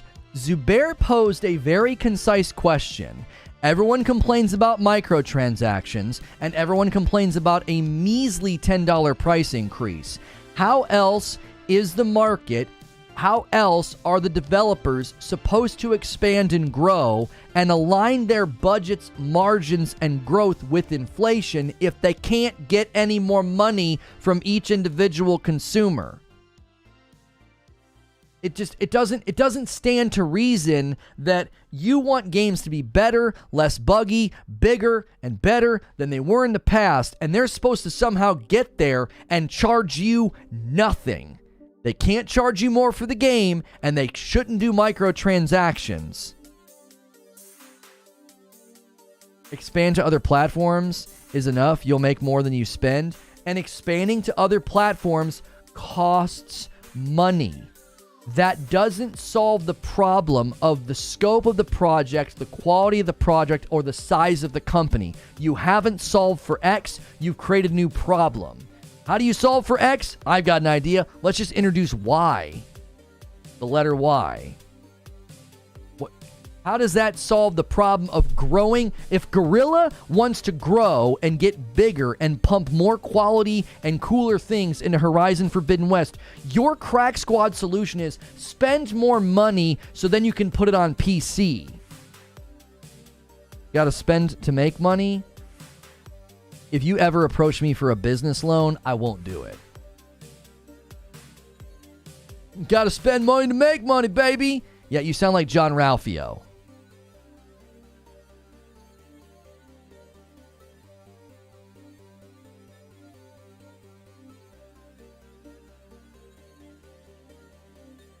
Could it be that a few companies have left a sour taste in gamers' mouths? As an example, look at Activision Blizzard profits from CEO compensation, and you can see why it's hard for people to stomach increases. Let me add a little bit of an angle to that, though. One of the largest publishers in existence, attached to probably one of the biggest industries in existence, and people are like, surprise Pikachu face that the C-suites made crazy money. I'm gonna let you in a little secret here. The guys at the upper echelon of the movie industry, like at Marvel and Disney, they make really good money. I know it's hard to believe, but the C-suite level guys at some of the biggest companies attached to some of the biggest industries, it's just crazy. They're making really good money. Yeah. No, they're not driving a Ford Focus. No. They're wealthy. Of course. Like, what, do you think the C-suite at EA is driving around a Pinto? Or do you think he's got like gold-lined boxers? Like, what do you think the C-suite at Tencent's doing?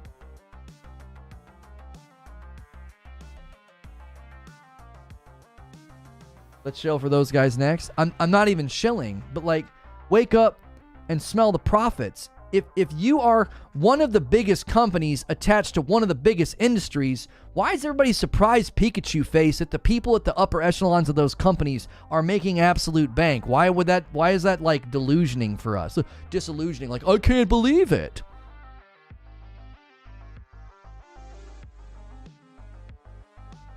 Wouldn't budgets and profit be taken into account? You're missing the forest for the trees, K-Billy. This is something that gamers often do. They conflate publishers with developers. And you can't do that.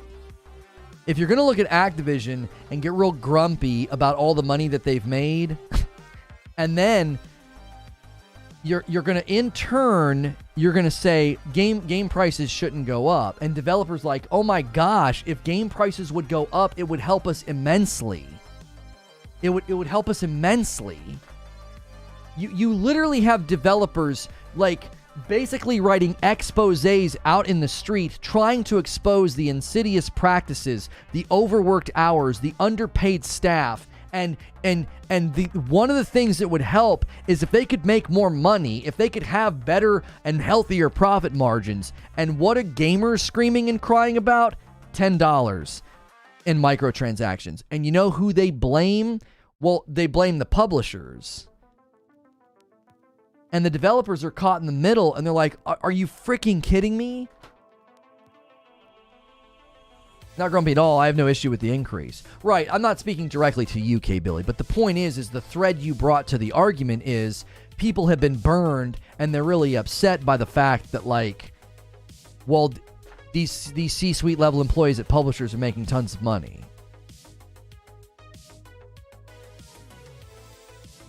Why is Microsoft nor Nintendo doing it again? You think they won't in due time? It's adorable that you think that. I don't think greed will allow what you think will happen. Yeah, you're right. Insomniac didn't increase their size. You're right. Yeah, Gorilla didn't grow and hire more people and deliver a better product. You're right. Yeah, the greed's really hurting their products. Yeah, exactly, Wheezy. Imagine invoking Nintendo as the antithesis to greed.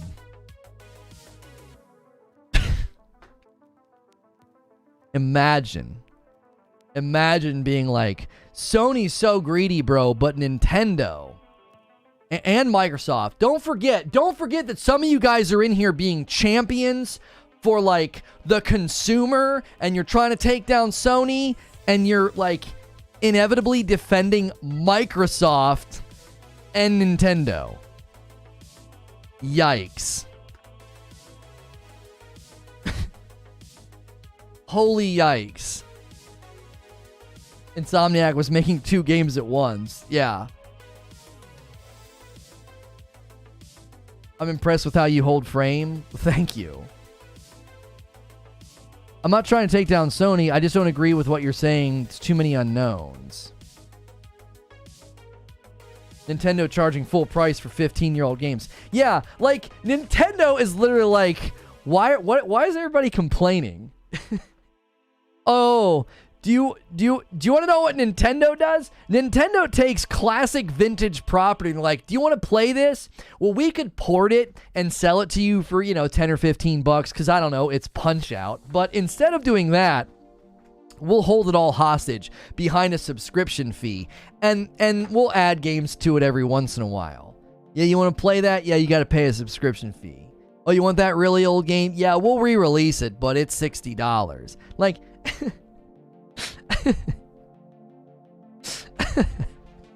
but Sony, man, Sony out here, dude, on Main Street trying to charge $10 more for their titles, and they're the problem with the industry, bro. Just no respect for the consumer, my man. They don't respect you at all, dude.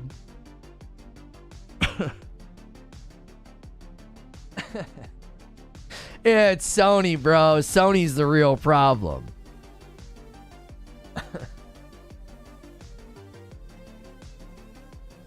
I'm not an expert on this subject, but what I do know is how good drinking a coffee with balanced acidity is. Thank you very much. Guys, do me a favor, smash the like button. We've been having a spicy debate. I haven't been paying attention at all to our stats. We need like 70 more likes on the vid. When the like ratio falls too low on a video, it actually really hurts us. So try to keep that up. We appreciate everybody who's been supporting the stream today. If you haven't hit subscribe yet, consider hitting subscribe. Join in the conversation.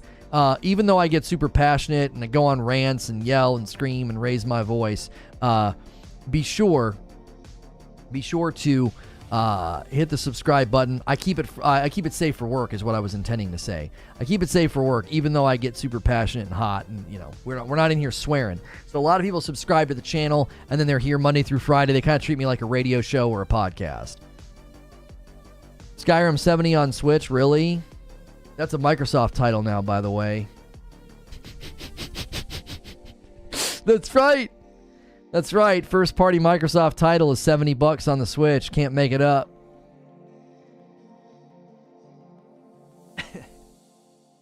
Hey, listen. All you guys that get really anti-Sony, a lot of you wanted to like pretend that Deathloop was a Microsoft property because Microsoft bought it after the fact. Well, congratulations, man. Skyrim out here, Microsoft property, is for sale on the Nintendo Switch for $70.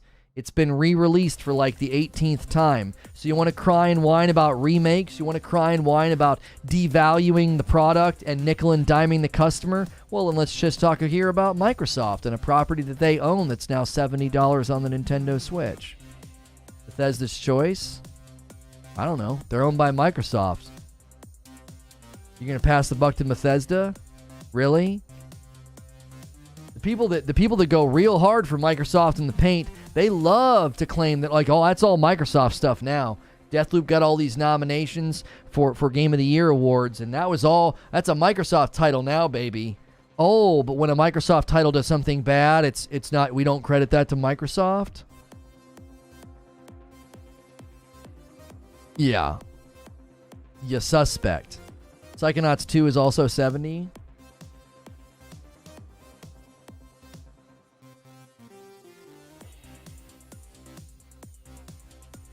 So now it's Bethesda, not Microsoft. What happened to Deathloop and Ghostwire Tokyo? Thank you, Ray. Don't you see the point?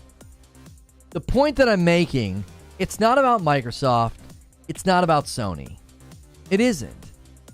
It's about case-by-case basis analyzing what you're getting for the money. Is $70 for Skyrim a joke? You bet it is. You bet it is. $70 for Skyrim is a joke. Was $70 for The Last of Us 1 Remake bad optics? Yep. Was it a joke? I don't think it's as bad as a joke as Skyrim because of the amount of work they put into it. And I believe they substantiated their work and claims with blogs and videos. They came out and literally showed you everything they did. And if you don't like it, okay, I guess don't buy it. Same thing with Skyrim, right? So you have to look at it in a case-by-case basis. This isn't about Sony does all the bad things and Microsoft and Nintendo does all the right things. And I'm certainly never going to claim that Sony does all the right things and all these other companies do all the bad things. That's why speaking in like platitudinous, sort of tribalistic, polarized language, it just doesn't get you anywhere. It just doesn't get you anywhere. That's why when that guy said earlier, oh, I bet you would defend a $70 Saints Row, blah, blah, blah, how bad that game was. I was like, I wouldn't defend that. No. I wouldn't. Who are all these people buying Switches? Oh, dude, that Asian market, man. They love mobile gaming. They love gaming on the go. That Switch is just bonkers. The saturation of that device is just insane. Yeah, they've tapped into a market that loves to take gaming on the go, and it's just the entrance price is great. That's why the Steam Deck could become an absolute force if it can get a foothold. If it can get a foothold in the Asian market, then the Steam Deck will really. It already is kind of. It's, as the kids say, popping off. It's in demand greater than they anticipated.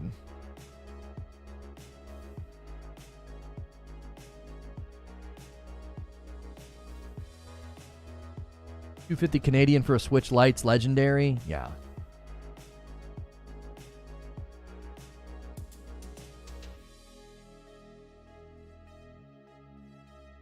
Here's some homework for these dum-dums. How much does it cost to port a game? Wait, so we have an article about that? I didn't even see that.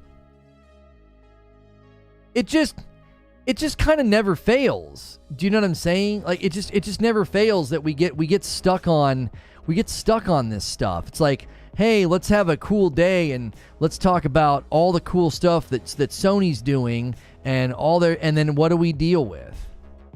Every time we have to deal with like anti-Sony nonsense. Oh, this is like an actual thought out argument. Payment per hour on time spent. Devs 60 to 70, artists 45 to 60, producer 30 to 40, QA specialist 30 to 50. Yeah. That's just insane money outgo. All right, I actually have some discussion questions about the topic because we got way off in left field into anti-Sony diatribes about $70 and everything else.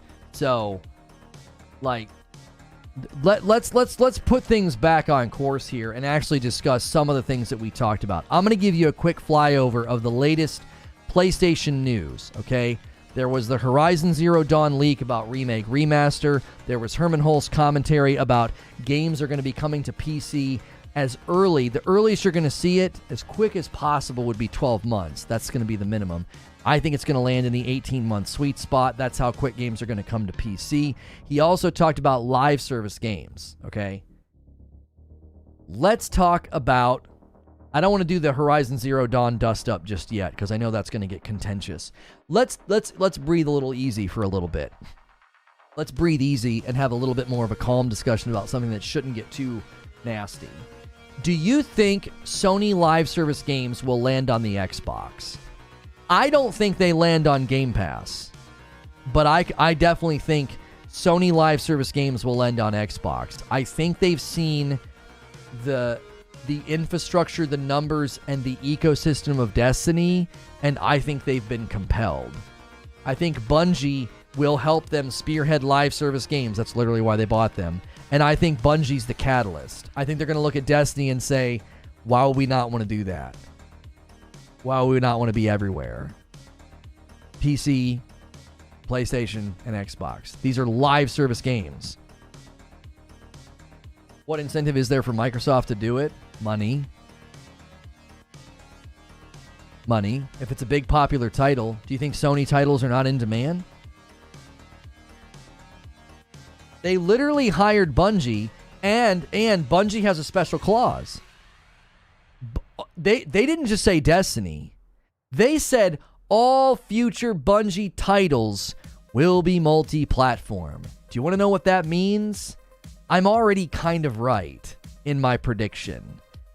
Because any future Bungie titles that are live service, that's a Sony live service game. And according to the contract with Bungie, all those future Bungie titles are multi-platform. So why wouldn't the rest of the Sony live service games also be multi-platform? Bungie's the catalyst here. Like, they're looking at Bungie's numbers, they're looking at Destiny, and they're like, yeah, sure. Yeah, you can keep putting your games multi-platform. Help us build live service games. And why would they turn around and be like, but we don't want our live service games to be on Xbox? Why would they do that? Not all Sony live service, but definitely some of them. I think that's right. Yeah, I think that's right, Eugene. Because I wonder if there's going to be some live service Sony games that are first-party property linked. Does that make sense? Like Last of Us Battle Royale or whatever the frick they're building. That's a first-party linked live service property that'll be PlayStation PC only. Right, if there was like a Horizon Forbidden West live service. Yeah, see, I agree. If the Last of Us Factions is an ongoing live service game, I could see that one skipping Xbox. Brand new IPs that are not linked to any Sony property, I think will land on the Xbox. Because they're literally letting Bungie do it.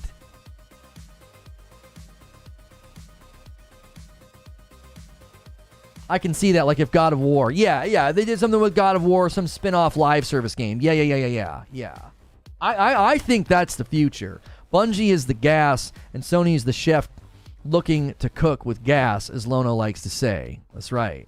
Bungie and MLB will be the exception. They absolutely will not be on Xbox. Console market and PC market are two different markets. A PC player is less likely to come to PS5, but Xbox, absolutely.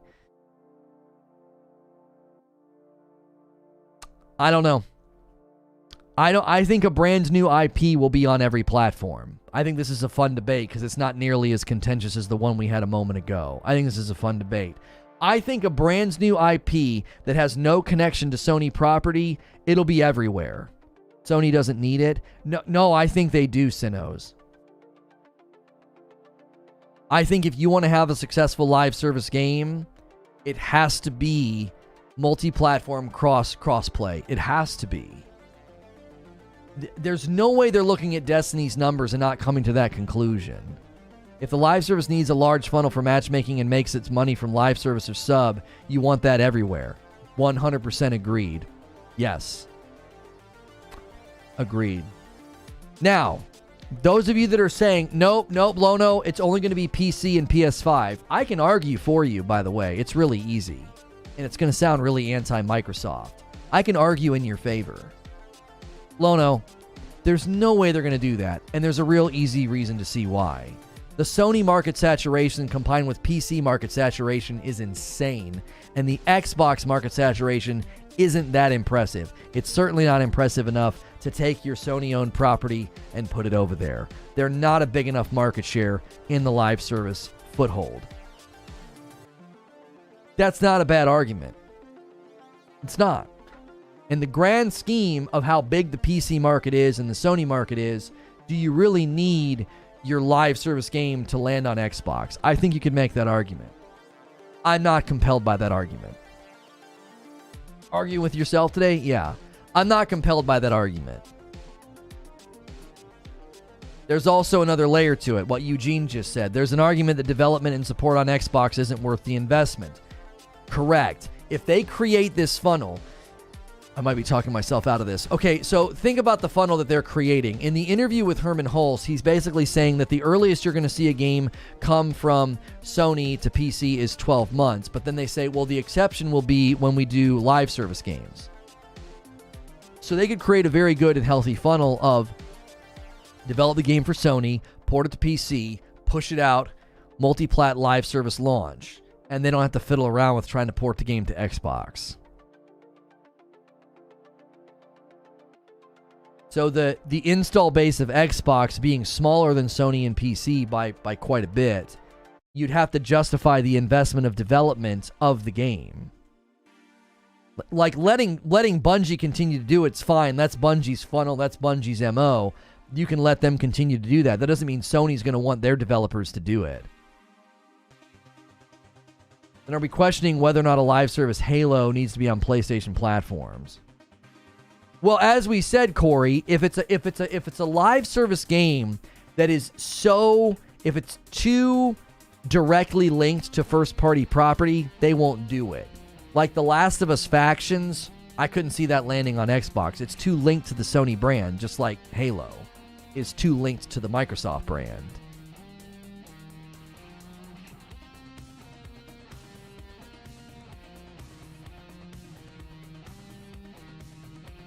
It makes no sense. They don't even want COD associated with Xbox. They'll put their games there. Those two are not in the same ballpark. It's not that they don't want COD associated with Xbox. They don't want COD exclusive to Xbox. They want their consumer base to be able to continue to buy Call of Duty. That has nothing to do with being associated with Xbox. They didn't get upset when Bethesda was purchased and Starfield was going to go exclusive. Like, they didn't care about that.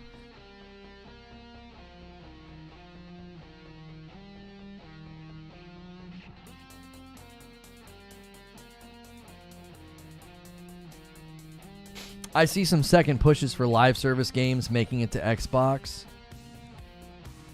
Sony live service landing on the Series S. Unlikely. Well, I don't agree with that, Hilly.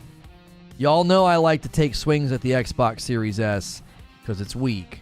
Or, I'm sorry, it's weaker. Okay? But let me push back on what you're saying, Hilly. I think a lot of the live service games are going to be cross-gen. I think they're going to be cross-gen. They'll build them in engines that are adaptable to the PS4, which means it wouldn't have any issue running on a Series S.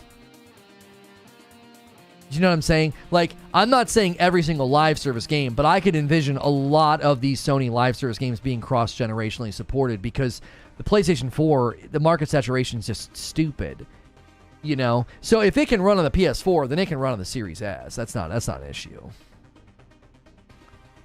Xbox closed for a bit, but it's widening again. I don't think Sony likes playing nice with Xbox at all. I agree with you. Yeah, I don't think they like playing nice with Xbox. But if your goal is to get as many people as possible in the funnel, turning your nose up to 50 million consumers, I mean, what if you got like just a couple million of them to buy your game. Let's just say 1 million. 1 million.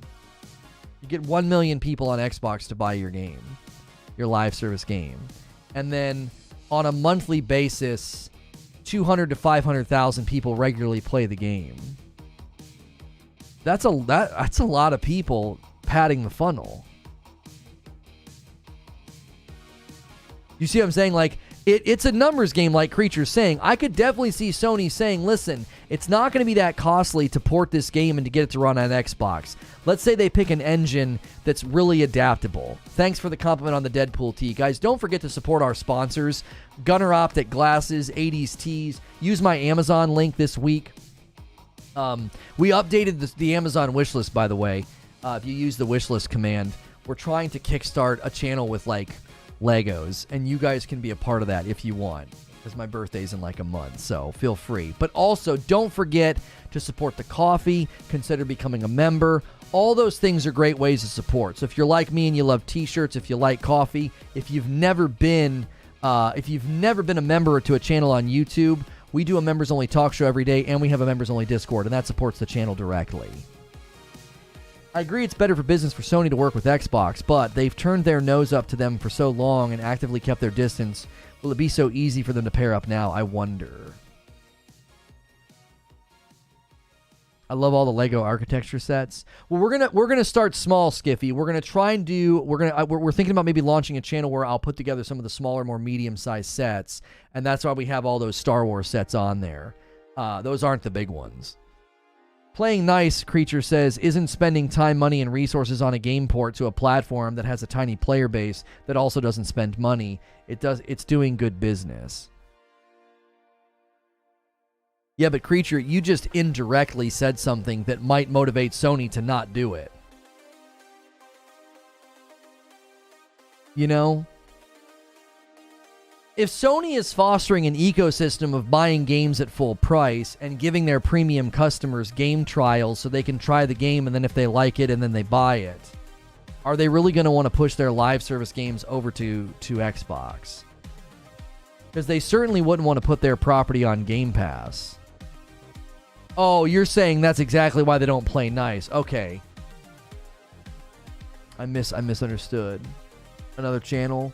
We're going to make some adjustments. The reaction channel and the first look channel, we're going to dial back on how often we hit those channels. So I would have room to record for what would be basically a hobby channel. I don't do much hobbying. I don't spend almost any money on myself, and this would be a bit of a fun outlet for me. Oh, your B-Day's next week? Nice. Just a fat gamer. Changing your name all the time. That can't be good for your channel or SEO, bro. You got to stop doing that. Pick a brand, bro. Pick a brand. You're goofing, and you're probably hurting your channel in the process. You can't do that. Trust me, as somebody who's gone through lots of name changes, you shouldn't be rolling that dial every couple of weeks. Your SEO is already crapped out. Yeah, but why make it worse? Pick a brand and commit, and then you'll probably find in 3 to 6 months that you'll be glad that you stopped messing around with your name. This is the last change. Get those characters out of there. Get those characters out of there. Pick a brand name, bro, and commit.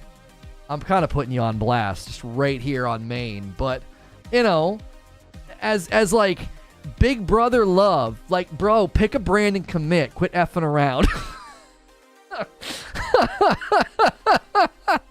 You know what I'm saying? I've put in work with Creature, and when I see people doing things that are counterproductive, I'm like, you son of a gun, knock that off. Get to work. I have taken my brand and channels and drug them across glass, and now we're standing tall. And I see other people who don't have to do any of those things voluntarily doing it. And I'm like, why? I'm sorry, Daddy. We had to, bro. Fat Gamer, you know, you're familiar with everything that happened to me. We had to. And you're just doing it for the fun of it. Slap the taste out of your mouth.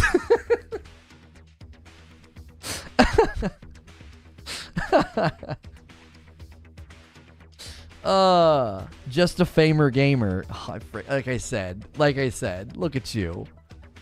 Look at you. He yelled at me and I effed up the spelling.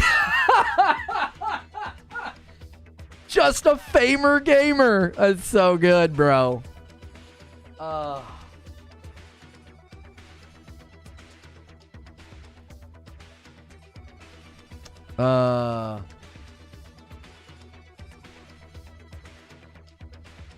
You could, but you could abbreviate that.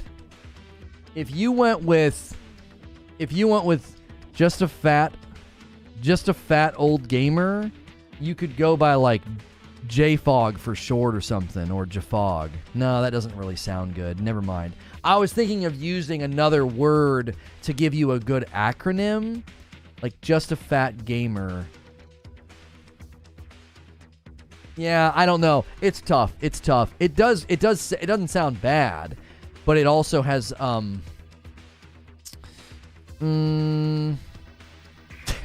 yeah, we're not doing that. No, we're not doing that. Just a fat guy. Yeah. You need to try the scars above demo though. Daft G. Yeah, none of that works. There's no good acronyms. It's hard with J's and G's. They just it doesn't roll off the tongue. Just Fat Gaming, JFG. Yes, Just Fat Gaming, JFG, and then mimic the Jif brand peanut butter with the 3 colors. Dude, freaking ship that. Just Fat Gaming, JFG, and link your branding and make it sort of inspired by like Jif brand peanut butter, because that's like food. It's like fatty food, right? It's not healthy, right? That I ship that. Big fat letters. I freaking ship that as a brand. That's not bad. I've come up with so many channel names and brand ideas. It just kind of happens if I spend a little bit of time thinking of it. Yeah, and JFG does look clean. It does. But be a good clean logo, brand recognizable. You know what I'm saying? Like your little circle logo could just literally be those 3 letters. Big fat letters like Jif. JFG. Your gamer art? I mean, I don't know. We're way off trail. The Fat Steven Seagal bit and thing, I don't know what that's from, but I would say carve your own path. That feels like it's pulling from something else.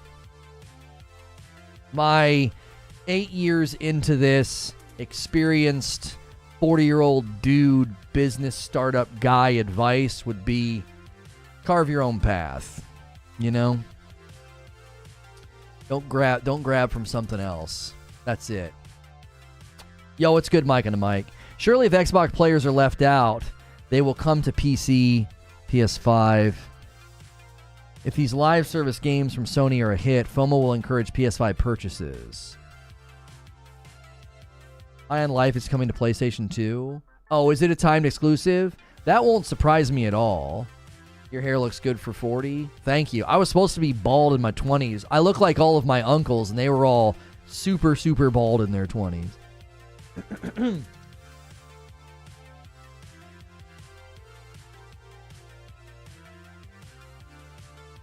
Calling yourself Just is deprecating, have confidence. Yeah, go for Juicy Fat Gaming. And all of your emotes are meat-oriented. Steaks and burgers and... yeah, Juicy Fat. Hey guys, it's your man Juicy Fat here. Go by the nickname Juicy. That's not bad either. Juicy Fat's got a cool ring to it. Juicy Fat Gaming. All the juice, just enough fat. I'm giving you taglines. Thanks for watching another Juicy Fat Gaming video where we give you all the juice and just enough fat. There's something there. There's something there, baby. Wide colon gaming. Oh, stop. My mother has very thin hair. That means both of her X chromosomes have the defect. So I have no idea how I have my hair. Not complaining, but curious. Yeah, something there, all right.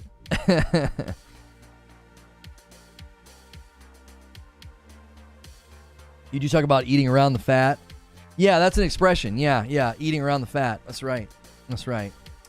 Oh man, the minute we stopped the hot debate, we lost. Okay, let's try to get a hot debate going. Let's try to give this stream a little bit of life here. Let's see, because sometimes around the 2-hour mark, we get some blessings from YouTube. Let's see if we can't get some blessings here. We're 10 minutes away from the 2-hour mark. All right.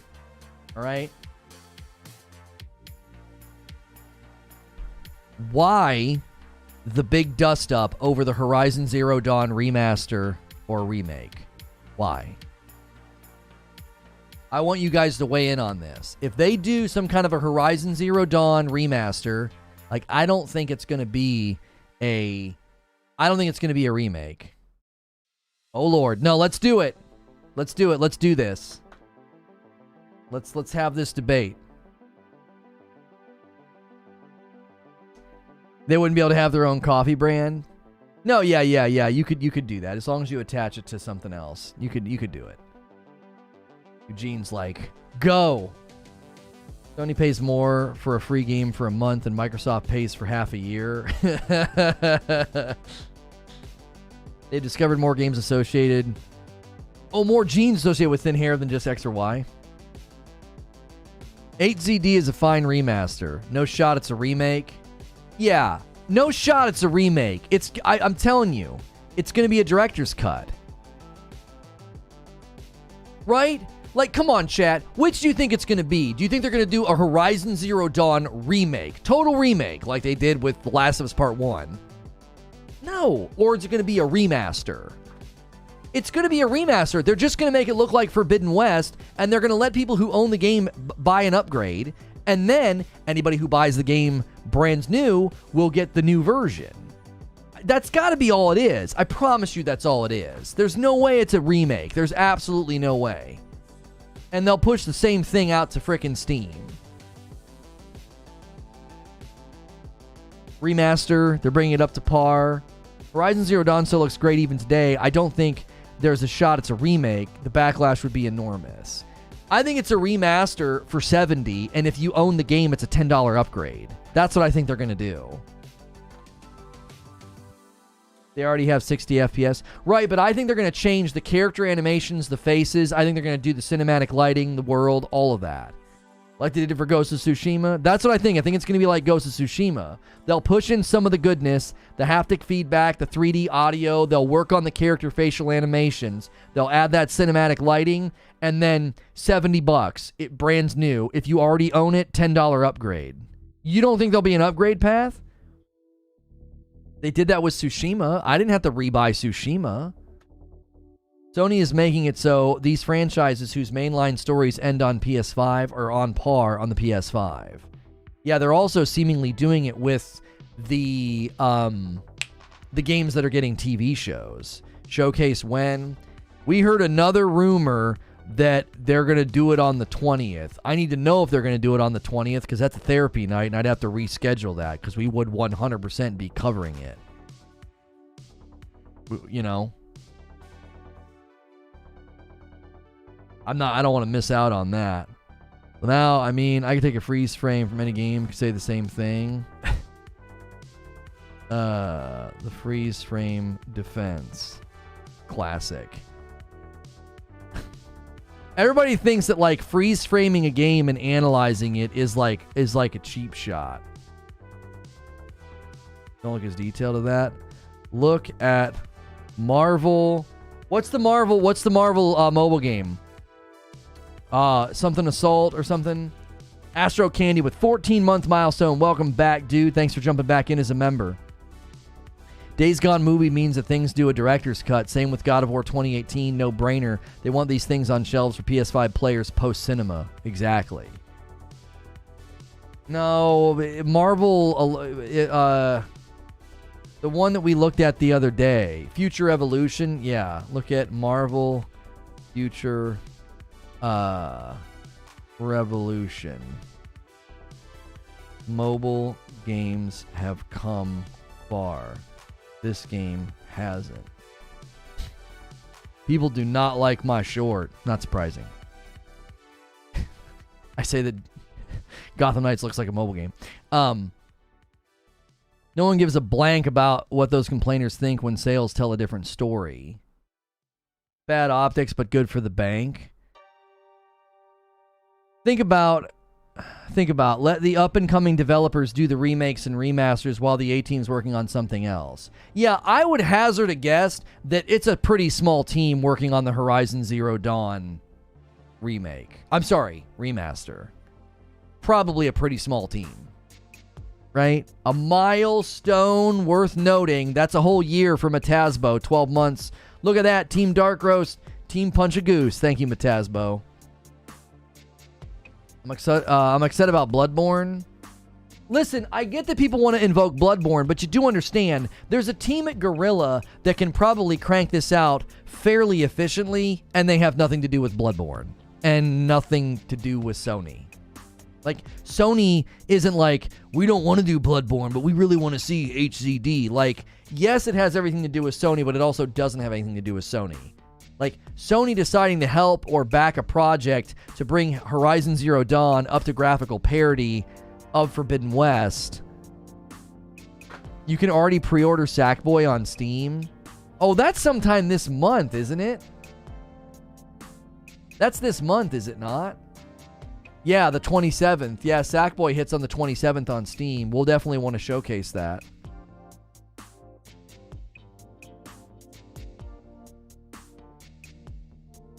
Oh, we have a reaction video today that you guys are really going to want to support. Our good friend 30 and So Gaming has launched a new channel, and he's crushing it. He's crushing it with like maybe 200 subscribers, and his videos are absolutely crushing it. So we reacted to one of his vids to help give him a little jump start.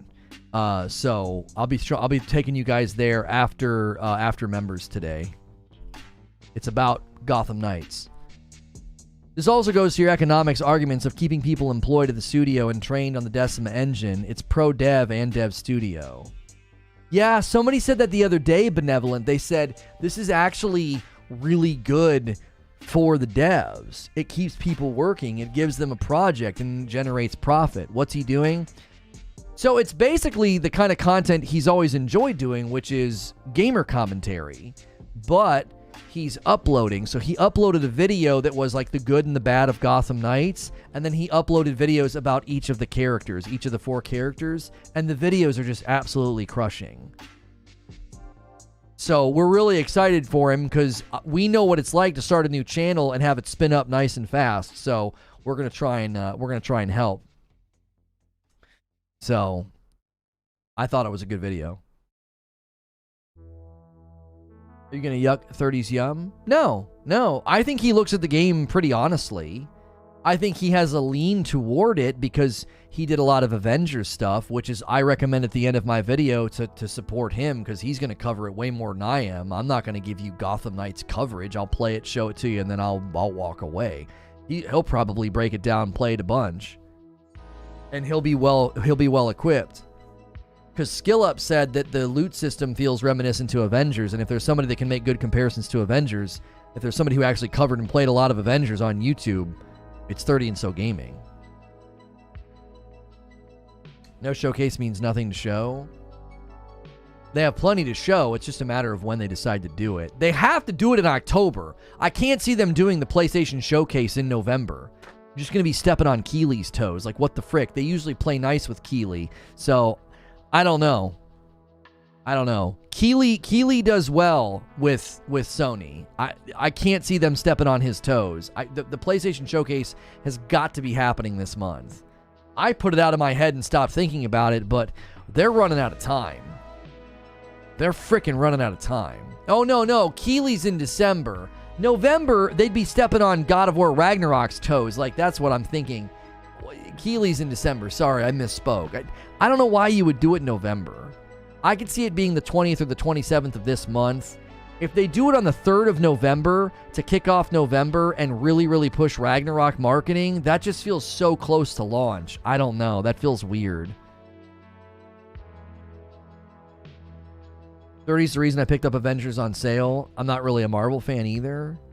See, I'm glad we didn't cover the Horizon Zero Dawn thing. It just feels like such a non-starter. Even people that are like kind of like anti-remakes, there's just no fire there. It was just such a false headline. Horizon Zero Dawn was February of 2017. In February of 2023, it's 6 years old. When are people expecting the remake? At this point, I'm assuming late 23 at the earliest, mid to 24 is most likely. Yeah, 6 to 6.5 years for a remaster. I think that's fine. You also have to consider there's going to be an entire generation of PS5 owners that want to buy those games and enjoy them as PS5 games, not backwards compatible games. Like, I'm all for saying, hey, you just bought the PS5. You know what we did? We made all those games PS5 games. Yeah. You've got more value on your PS5 now. Oh, you never played Horizon? You never played The Last of Us? Go for it, man. Get in there. Go ahead. That's more value. Sorry for Twitter. What have you done?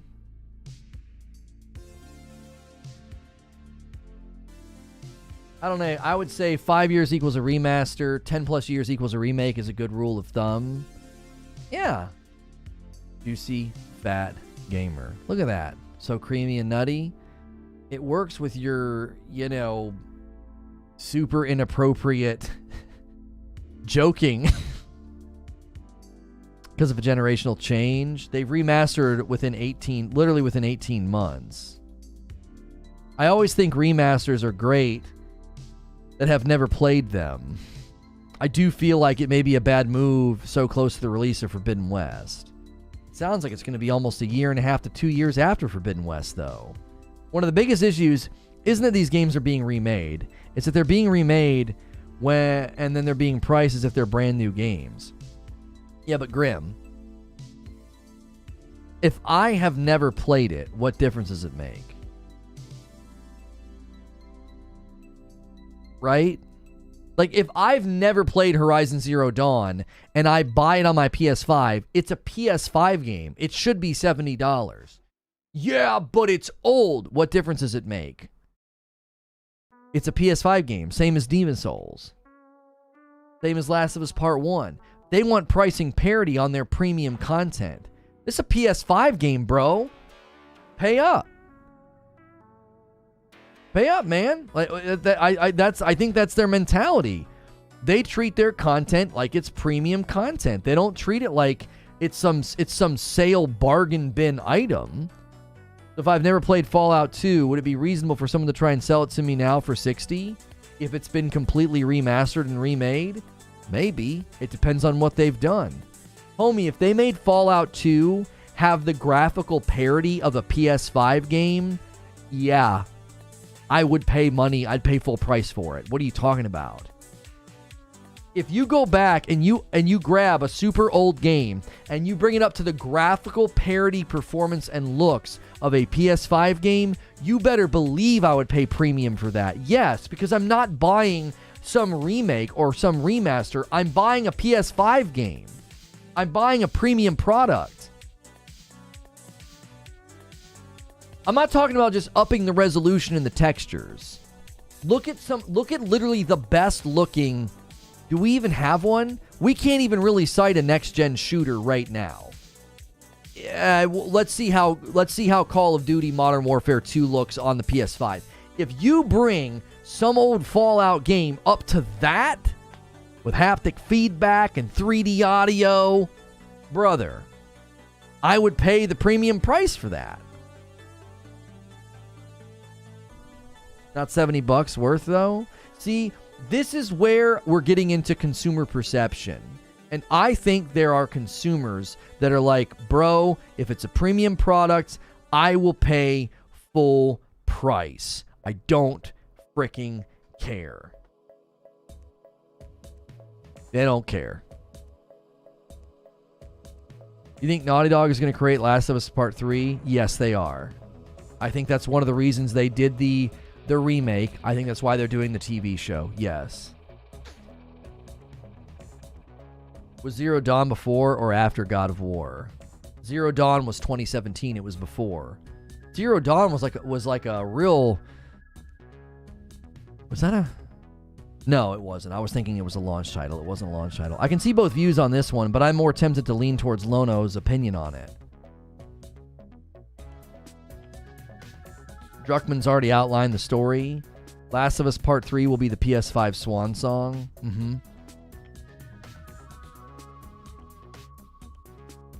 Last of Us Part 1 with cut content and no upgrade path should not be priced the same as Ragnarok. I quibbled on the price and then I played it. I'm dead serious. I fought with Eugene about the price. We argued about the price. I didn't agree with the $70 price point of The Last of Us Part 1. And then I played it on one of the best TVs in the market. Thank you, community. And I changed my mind. I was like, this is a premium PS5 product. This is not just some chintzy little remaster. I changed my mind. It's like paying extra money for the heated floors in the bathroom at the hotel and being like, sounds like a joke. And then you get out of the shower and you step on the heated floor and you're like, oh. Do you know what I'm saying? I changed my mind. I was like, this is a premium product. This is top shelf. You know?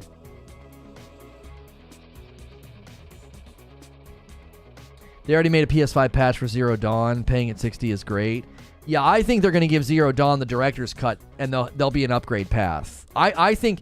Do you guys think there'll be an upgrade path? Because I think there will be. I think if you own Horizon Zero Dawn, they'll give you the upgrade path. I do. You changed your mind back to the remake being worth $70? I still don't like the optics on it, Detective Seeds. As a consumer, I feel like I got a premium product. But I still thought the optics... There's just something off. There's something off to having Ragnarok at 70 and Last of Us Part 1 at 70. But after I played it, I was like, oh, I feel like as a consumer, I got a premium product. This is an amazing piece of software. So I'm torn. I feel like I argue with myself about it, Detective Seeds. Because I look at it in the store and I'm like, that just kind of looks stupid. It's a remake. And then I play it and I'm like, my gosh, this is good. You can see the general perception. Oh, 100%. Yeah. I empathize with people that look at that and raise an eyebrow and they're like, $70 for a remake? What? Like, I empathize with them 100%. But then I play it and I'm like, my gosh, this thing is beautiful, you know? I could support it with an upgrade path for existing consumers. I played it as well. It rubbed me the wrong way, I guess. Might be the wrong way to look at it, but I don't know. I'll tell you what it is, Detective Seeds. Remember when Battlefield 2042 was coming out? And I said, I respect it. I respect walking out onto the landscape of modern-day shooters and battle royales that are free and saying, our game has no campaign, it's multiplayer only, and it's $70. I was like, that takes balls, and I respect it. And then the game fell flat on its face, and it's a freaking disaster. But I respected it. I was like, respect, bro. That's brave. That's freaking ballsy, right? You got cojones if you're doing that. And then I look at this. I look at The Last of Us Part 1. I look at all the work they put in, the trailers, the blogs. They were very transparent with the community. And I'm like, you know what? I got respect for the way Sony treats their devs and the way Sony treats their products. Sony basically says, this is a premium product. It's $70. You don't like it? That's fine. That's the price. That's the price. It's like a steakhouse not worrying about you quibbling about the price of appetizers. They're like, that's the price. You're going to come in here? You're going to come to my 5-star restaurant? World-class reviews? Gordon Ramsay recommends the place? You're going to quibble on price? That's fine. It's a premium cut of beef. This is a premium product. I respect it. I do.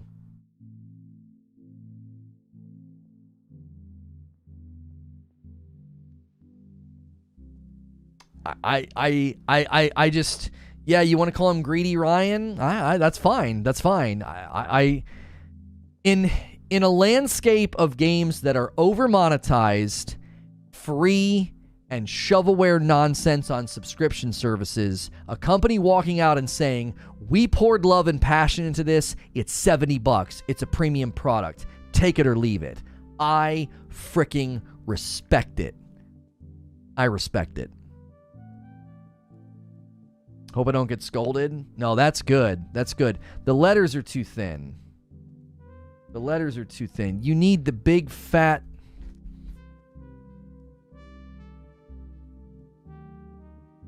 big fat letters, bro.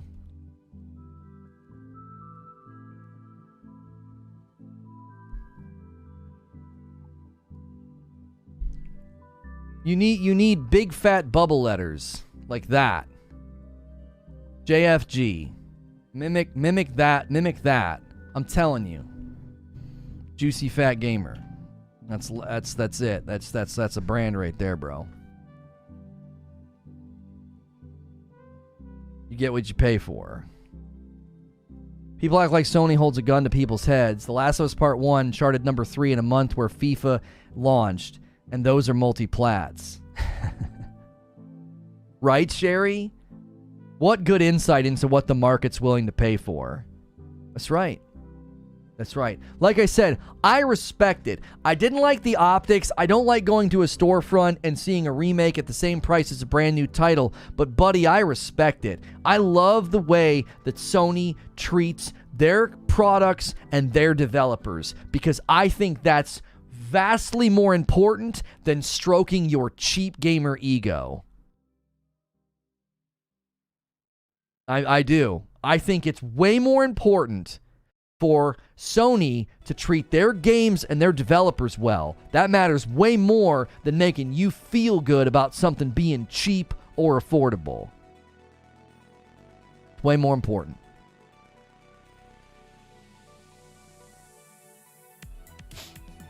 Because I feel like their treatment of their developers and their treatment of their products has gotten me things like Spider-Man, Miles Morales, Horizon Forbidden West. On the looks of it, God of War Ragnarok is a Game of the Year contender. That's what I get because Sony treats their games and their product that way. And eventually, I'll work my way through The Last of Us Part 1. I've loved every minute of playing that. It looks so beautiful on my TV. It's an experience like no other. That's what I get as a consumer. And if it costs me a little bit more money than it used to in the past, that's totally fine by me.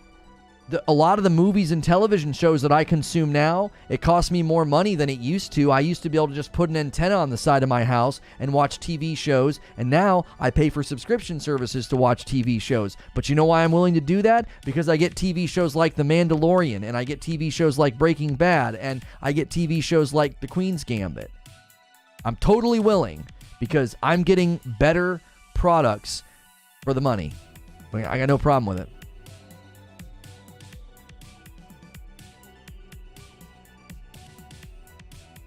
Not to mention the new blood at ND that built, at Naughty Dog that built Part 1. They're not primed and ready to create content for the Last of... they're now... I was like, that doesn't read right. They're now primed and ready to create content for their Last of Us Online live service, which is confirmed to have story content. Yeah, and then full court press for The Last of Us Part 3, Sherry.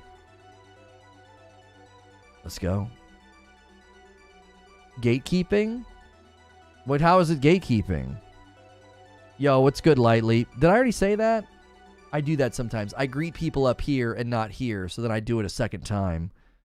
Ghosts, Ghost of Tsushima, Returnal, Death Stranding, Wolverine's in dev, brand new IPs. It's not just remakes and remasters. Yeah, people do tend to ignore Ghost of Tsushima, Returnal, Death Stranding, and Wolverine's in development right now. Oh, and let's not talk about the fact that 10 live service games coming. I bet you about half of them are brand new IPs and attached to nothing existing.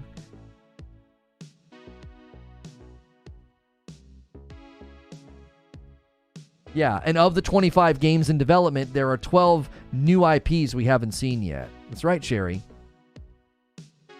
Eugene has a new best friend in chat. We gatekeep all sorts of things to keep quality high. Sure. People gatekeep at movies. They have movie theaters where when you pay to go to a theater where there's no children allowed.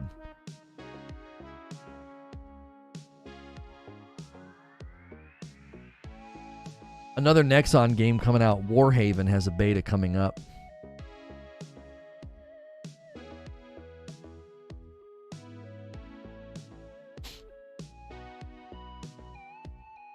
What he's saying is, just you pay more, the games are going to be better. That makes no sense at all. No, I didn't say that. Nobody here has said if you pay more, the games are automatically better. Nobody said that. First Descendant looks promising. Apparently, the company behind it has a bad track record. Juicy. See, that just sounds good. Calling you Juicy, like that's just a good name. That's a good nickname. That's not bad. Like I'm telling you, like we covered it, and I had like 18 people come in and tell me like, oh, the company behind this has a bad track record, so be leery of the First Descendant. I think it could be the next big looter, but it could also be a tragedy of microtransactions and pay to win. They literally said they're not going to put aggressive pay to win in the game. They didn't say there won't be any pay to win. They said they won't put aggressive pay to win in the game. Yeah, it had the Traveler look alike, and like the lady was holding like a ghost. They've definitely taken a lot of inspiration from Destiny. Darktide Beta is giving out keys too. Porsche's gatekeeping, but not as much as Mercedes. Like, here's the thing. The $70 games I've been getting on PlayStation are great. Like, that's the thing. I've not had one yet like backfire on me.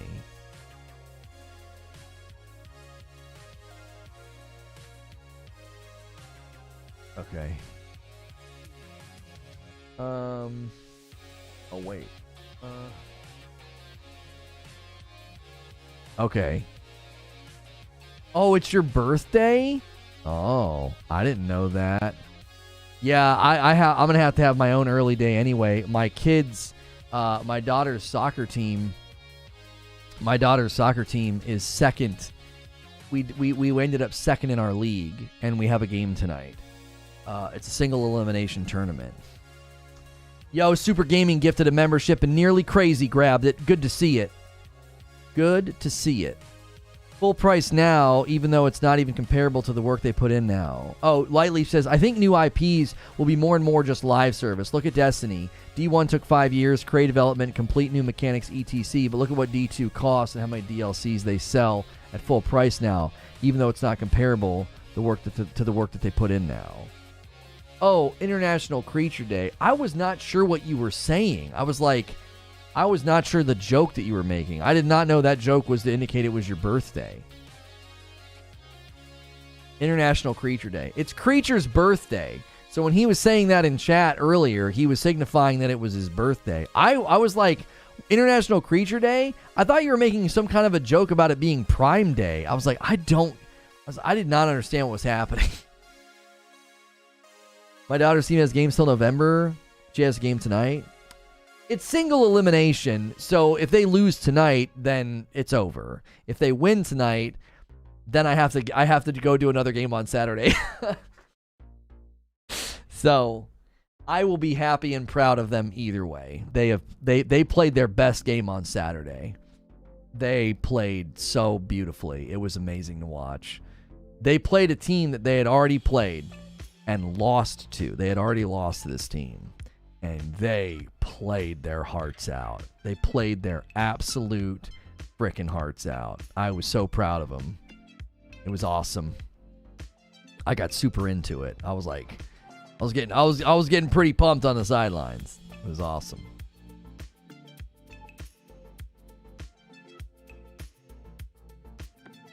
I told chat all I wanted was Legos and gifteds. I was disappointed. TY everyone. Come on, guys. Creature literally asked for you to gift me members and buy me Legos for his birthday. Creature's an odd bird. He's like, dude, I want Legos and gifteds. He really wants this Lego channel to be a thing. He doesn't want the Legos for me. He vicariously wants them for him. He wants them for him. That's funny. Haven't invested in Legos in forever. Maybe something worth looking into again. Oh, I'm fully back, man. We went to the Lego store with my son, and I put together a TIE fighter for him. And I pitched the idea of like doing content with it, and Creature's like, you need to. He was like, oh my gosh. He's like, I didn't know you loved Legos. I was like, I didn't know I loved Legos. Like, I grew up playing with them and loved them as a kid, and obviously drifted from them. And then over the weekend, like, I went to the store and I was like, I could spend a fortune in this place. And then like I separated everything by color and texture, and then put together the TIE fighter. And Creature's like, dude, you're out here making content. Like that picture, organizing all those pieces. He's like, you're out here making content. He's like, let's go. So I said, okay, well, let's see if the community will support it. So we threw a bunch of Legos on the Amazon wish list. And I was like, guys, my birthday's in a month. You know, buy up all those Lego sets on the wish list. Use the wish list command. And Creature's like, it's International Creature Day. I want Legos and gifteds. And nobody went crazy. Some people bought some Legos. So we have some Legos coming. But nobody went crazy after that. 2 questions. When do you think Spider-Man Miles Morales will come out? Oh, PC? PC is, they said, is this fall, this holiday? And what do you think will be and do you think there'll be a Lego Spider-Man game? I think the next big Lego game will probably be something akin to the Skywalker saga. It'll probably be the Infinity Saga, and they'll bring all the Marvel characters together. They've not said anything, but that would be my hunch. That Skywalker saga was amazing. Can you imagine an Infinity Saga going through all the Marvel movies?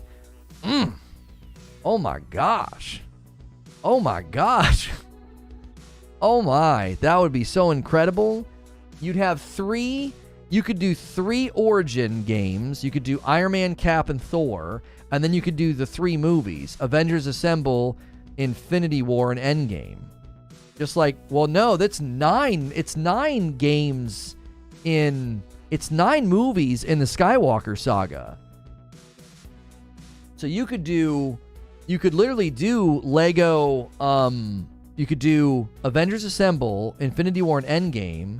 And then leading up to those 3, you could do Cap, Iron Man, Thor, Spider-Man.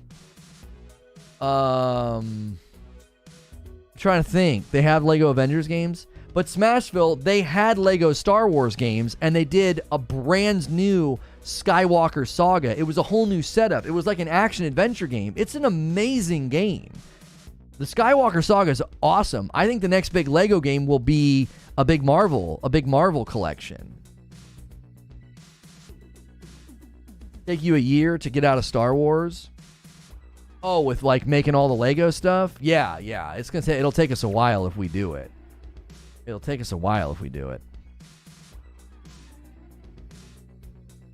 Oh, you're saying to build off of that. Right. They've already got Marvel games, so they could easily do another one. Yeah. Nobody, we still just have, we've got a ton of Legos on the wish list right now. We'll see if they get scooped up. We've got stuff to start the channel with, though, and that's what counts. But we got a lot more stuff on there. We're wanting to start small. We'll do the small and medium-sized sets in Star Wars first, and we'll see how it goes. Lego games add a comedic value to the stories, but I would say they focus on set pieces. Dude, I don't know. I thought that the Skywalker saga was great. I thought it was really, really good. Yeah. There's a crazy piece count Millennium Falcon. We have a smaller piece count one on the wish list. I thought would be fun to do. What we could do all of like the Star Wars vehicles and ships first, and then expand out from there. It's really going to be one of those things if it gets supported and it's working and it's worthy of time and further investment, we'll keep doing it. And if people want to send Lego sets to the P.O. box or buy them off a wish list, we'll have a backlog so you can influence what we build. Like, I think that'll be so fun. I see mainly live service games being built off of existing IP, or the risk factor is at an all-time high. Oh, right. Yeah, the PlayStation Live service games having to lean on existing IPs, it kind of makes sense. It does. It kind of makes sense, truth be told. Yeah. I have a Lego B-Wing in storage somewhere. Such a fun build.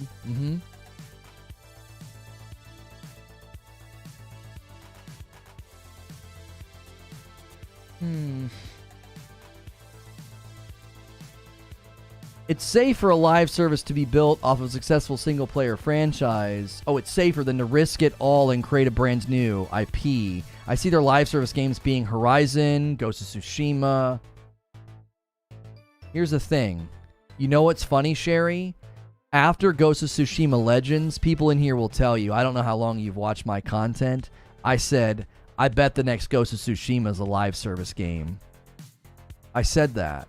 I said, look at all the parts and the pieces of Legends. There's a loot system, there's tiered loot, there's multiplayer. They're testing whether or not you can do events together, fighting against enemies together. I literally said that. I said, I bet you they make the next Ghost of Tsushima live service. I said, I think Assassin's Creed Infinity is going to influence the market. You're going to see more and more of these action-adventure games that build this big, huge world and map, turn it into a live service game. I could see the next game being literally, we create our own ghost and we train under Jin and we learn the way of the ghost. It's a blend of samurai and new tools and skills and everything else. And then you can have loot, you can have fights, raids, drops, missions, and you play it with other people and you get better loot to make your ghost stronger.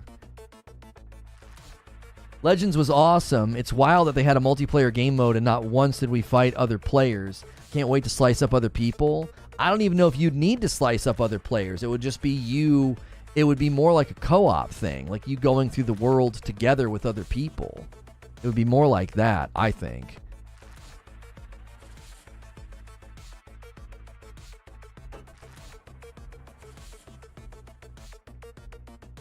It could be PvE only.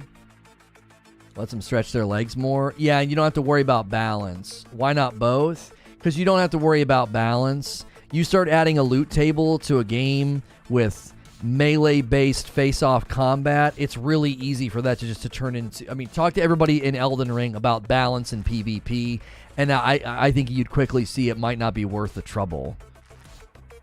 Live service on existing IPs is risky, too. You don't want a failed live service harming a solid IP. Yeah, it's 6 to 1, half a dozen of another, Eugene, because if all your live service games are brand new IPs, you're going to run into the problem of, like, zero brand recognition and the thing's dead on arrival. Like, everyone's like, what is this game? They would need a really, really good marketing push, you know. I wonder if AC Infinity could see previous games getting next-gen remakes.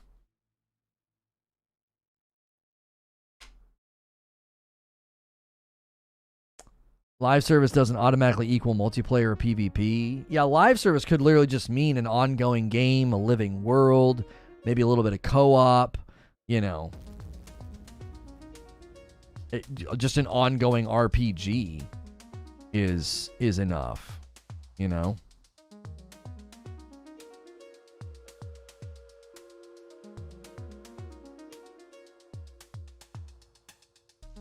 GT7 was their first live service.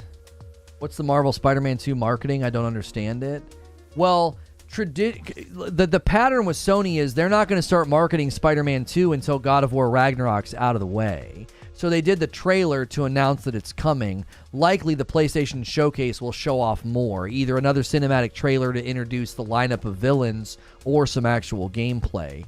I'm telling you, their silence and avoidance of the co-op question, I really think there's going to be something special about that game, and I think it might be co-op. But I think Spider-Man 2 will show up at the PlayStation Showcase. There'll be tons of Ragnarok at the PlayStation Showcase, but they're going to show off either, again, an expanded trailer to show off all the villains, or they might actually show us gameplay. I also think there'll be potentially an expanded cinematic trailer of Wolverine, and they'll finally let us see his face. Just to remind us they're making them and that they're on the horizon. But they don't like dumping the marketing behind a title until the other title's out of the way. They were really quiet about Ragnarok until Last of Us Part 1 was out. Eugene kind of pointed that out to me because I was like, why won't they talk about Ragnarok? He's like, they're going to wait until after The Last of Us Part 1's out.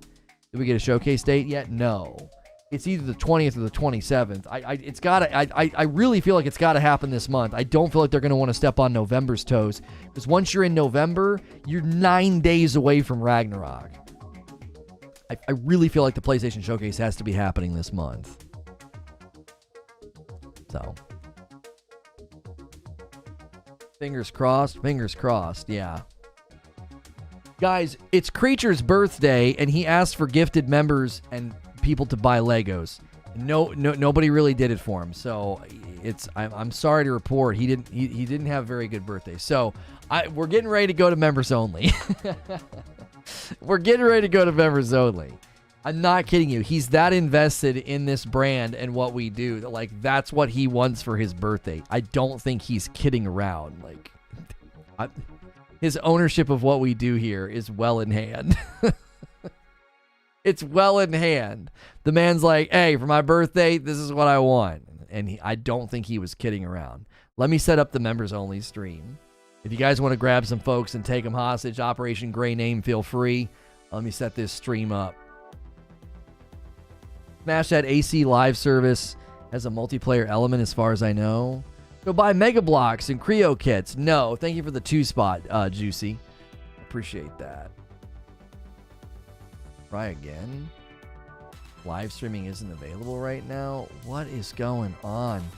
It's totally available. I can see the live stream. It got scheduled. Oh my gosh, YouTube. YouTube, what are you doing? 2 live games launching by March. Final Fantasy 16 revealed this month, according to the director. Silent Hill rating, there's too much smoke. Show us the fire, Sony. Right, Sherry? Sherry says, rip me. I wish we could gift individual members because I would love to gift one directly to Sherry. We should at least try a batch. We should try a batch here. Somebody should gift the batch and see if we can't get Sherry in there. Is Juicy Fat Steven? Yeah, it's Fat Steven Seagal. I rebranded him today. One of my viewers sent me Legends MODOK figure and one of the 100-piece Spider-Man versus Venom statue. Oh, that's freaking awesome. Can't get directly yet? No, you can't. Eugene would gift one to Sherry just because of all of the contribution to today's conversation. Gotta love YouTube. Gotta love YouTube.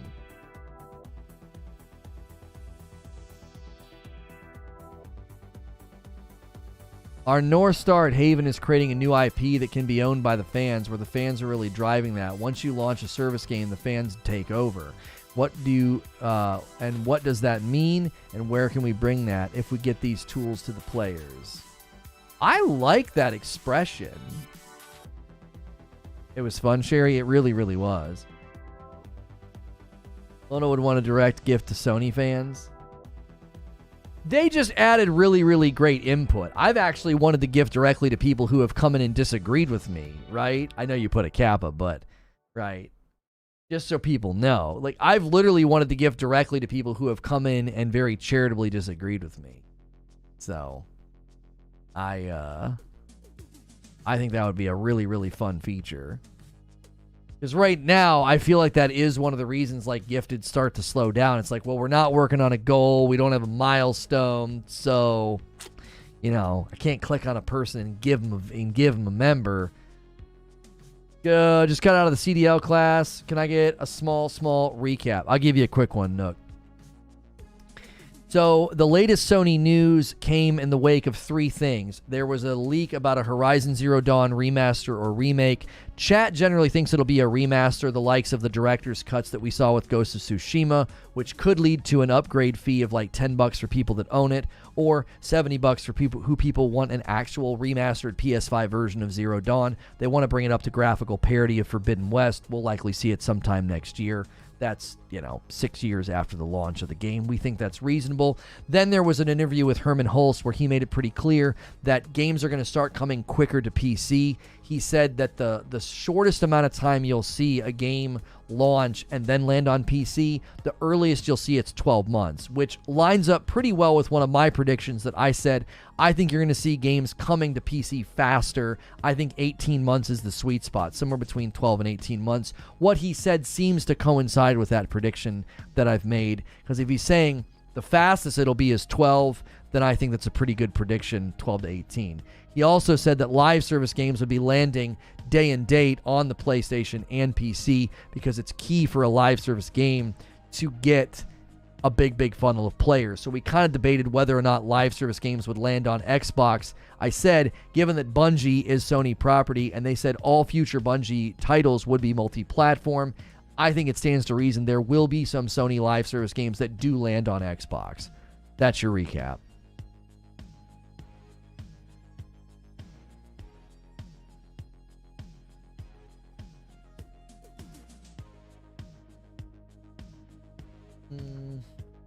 What's this guy saying? Freelance broadcaster, talent commenter, and analyst on Overwatch. So he's taking issue with people complaining about Overwatch, and he's saying, whatever happened to playing games because you enjoyed the gameplay? Getting upset about how optional content is being distributed makes no sense to me. Am I the only one who doesn't care about skins and just wants to play a game that's fun and well made?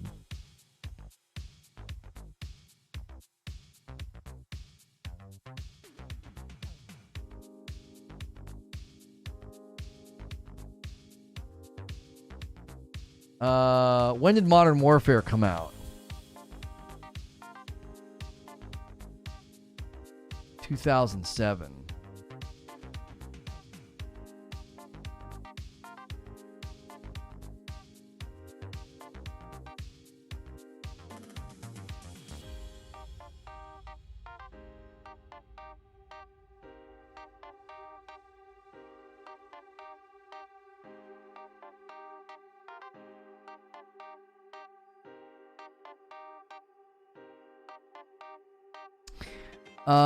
I said, this take doesn't work after, I don't know, Modern Warfare in 2007. Games have transcended beyond, quote, just being fun to play. Progression, unlocks, battle passes, and yes, skins matter to players a lot.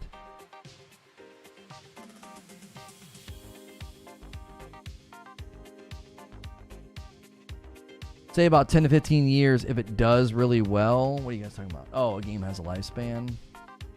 Yeah, that's just such an out of touch take. Like, this whole idea that, like, who cares about skins and all this optional stuff? Just play the game for fun. What the frick are you talking about, bro? Nobody plays games like that anymore. There's way too much tied to games to be like, just play for fun. You know? That take works for some games. Yeah, but that take doesn't work. It hasn't worked since 2007. Like, the minute you've got a game like Modern Warfare with unlocks and prestige and, like, a reason to keep playing, a reason to progress, the minute that gets introduced into the ethos of gaming, you can't keep saying that. Why don't people just want to play for fun? What the frick? When's the last time you played a game and that worked for the general populace? When? This is really fun. Yeah? Fun enough to come back and play every day? I don't know, maybe. What about next week? I don't know. What about next month? I don't know. Games are structured to motivate that. They want you to come back tomorrow and next week and the next month. And they've established very, very well-built systems to manipulate that in your brain and to get that out of your behavior.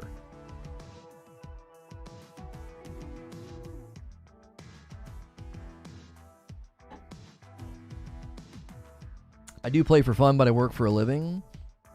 The best way to tether somebody's loyalty to a game and the best way to get, ongoing engagement from people in a game, the best way to do it is quite literally to have all those skins and optional things. Like, that's how it works. That's how it works, man. I don't know what to tell you. You can't just give people games. Creature, happy Creature, International Creature Day. Somebody actually bought the Millennium Falcon off the wish list. Not the big, we didn't put the big kahuna on there. We didn't put the big kahuna on there. It's like the $160 one. Who did that? What absolute mad lad did that? We have so much to do. We have so much to do. My birthday is going to be absolutely stellar. No, not the $800 one. It's like $160. I guess there's like multiple versions of the Millennium Falcon. I did not know that. Who did that? Cat, was it you? Cat sent us a housewarming present when we first bought our house 2 years ago. Always so generous and kind, Cat. Jiminy Christmas. Happy birthday, Creature. Creature is so jazzed to do that. My wife's like, you just are trying to buy Legos. I'm like, what do you mean? I was like, it was Creature's idea. It was Creature's idea. I was going to say that sounds like either Cat or an Oscar thing. Yeah. I'll just send the sugar-free Amazon gummies. No, thank you. Will you be building the helmet busts? Look, man, if it's supported and does well, I'll do literally every Star Wars set that exists, and then we'll move on to another franchise. I'm not kidding you. I'm not kidding you. It'll be an absolute blast to do it. I'm dead serious. Creature, we appreciate everything you do for Lono. Yeah, you guys should really be loving on Creature, man. You guys wouldn't have a show if it wasn't for that dude. You guys should be showing some appreciation. Skywalker collectible brick. Yeah, the helmet. Yeah, the helmet's dope. The Skywalker helmet, and it has like a cool little stand. Yup, that's freaking sick. And then there's there's Mando, there's Boba Fett, there's Darth Vader, there's R2. Yeah, those are all really, really cool. Yeah. You should have your head or shave your beard as a member's goal. No way. I have to dress up as a grown-up for dinner. I have to leave at 4. So if you need me in post. Oh, shoot. Yeah, I guess I'm planning tomorrow then. I can probably do that. Just throw anything you got, throw anything you found or got in the DM, because we're getting ready to go to members. So we were going to do all the Star Wars ships first. So if I add these busts and people buy them, they'll just be super backlogged. So like people just need to understand that that's the case, right? Like if I add, because the busts are a little bit cheaper than the, is that the same size? Yeah, that's the same size. Yeah. Yeah, 625 pieces. Yeah, these are all roughly the same. So I mean, I'll add the busts if people want those on there, and then we'll just have a massive backlog. If people are going to be that, they're going to be that generous, because the helmets and the busts are pretty cool. If I missed any, let me know, because I think this is the only ones I've seen. Sorry, we couldn't find that page. Okay, Amazon's having an absolute conniption. Oh gosh, there's like the Marvel busts. Jiminy Christmas. There's so many. I think that's all of them. Yeah, that's all 5 busts. Okay, cool. Happy birthday, Creature. That's right. We look dope as a backdrop. Like, get some shelving and stuff. Yeah. Well, Creature wants another camera over here to periodically change views, just to kind of like change up the show. And like that corner over there would look so awesome with like some lighting and some shelves and some Legos. So we could certainly do it. We need to, let's chill. We didn't launch anything. We are talking Legos again. LOL. I'm posting that. There we go. I'm going to put a link in chat if you guys prefer to do that as opposed to writing the redirect. There's an announcement in the Discord. You can click the link in chat to head to members only. And we're going to end this stream.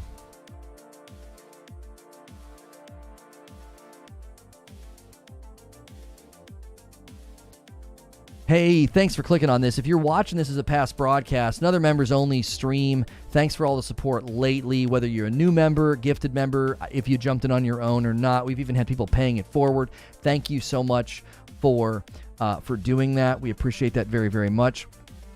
We are going to end the previous stream. We talked about all the different Sony news.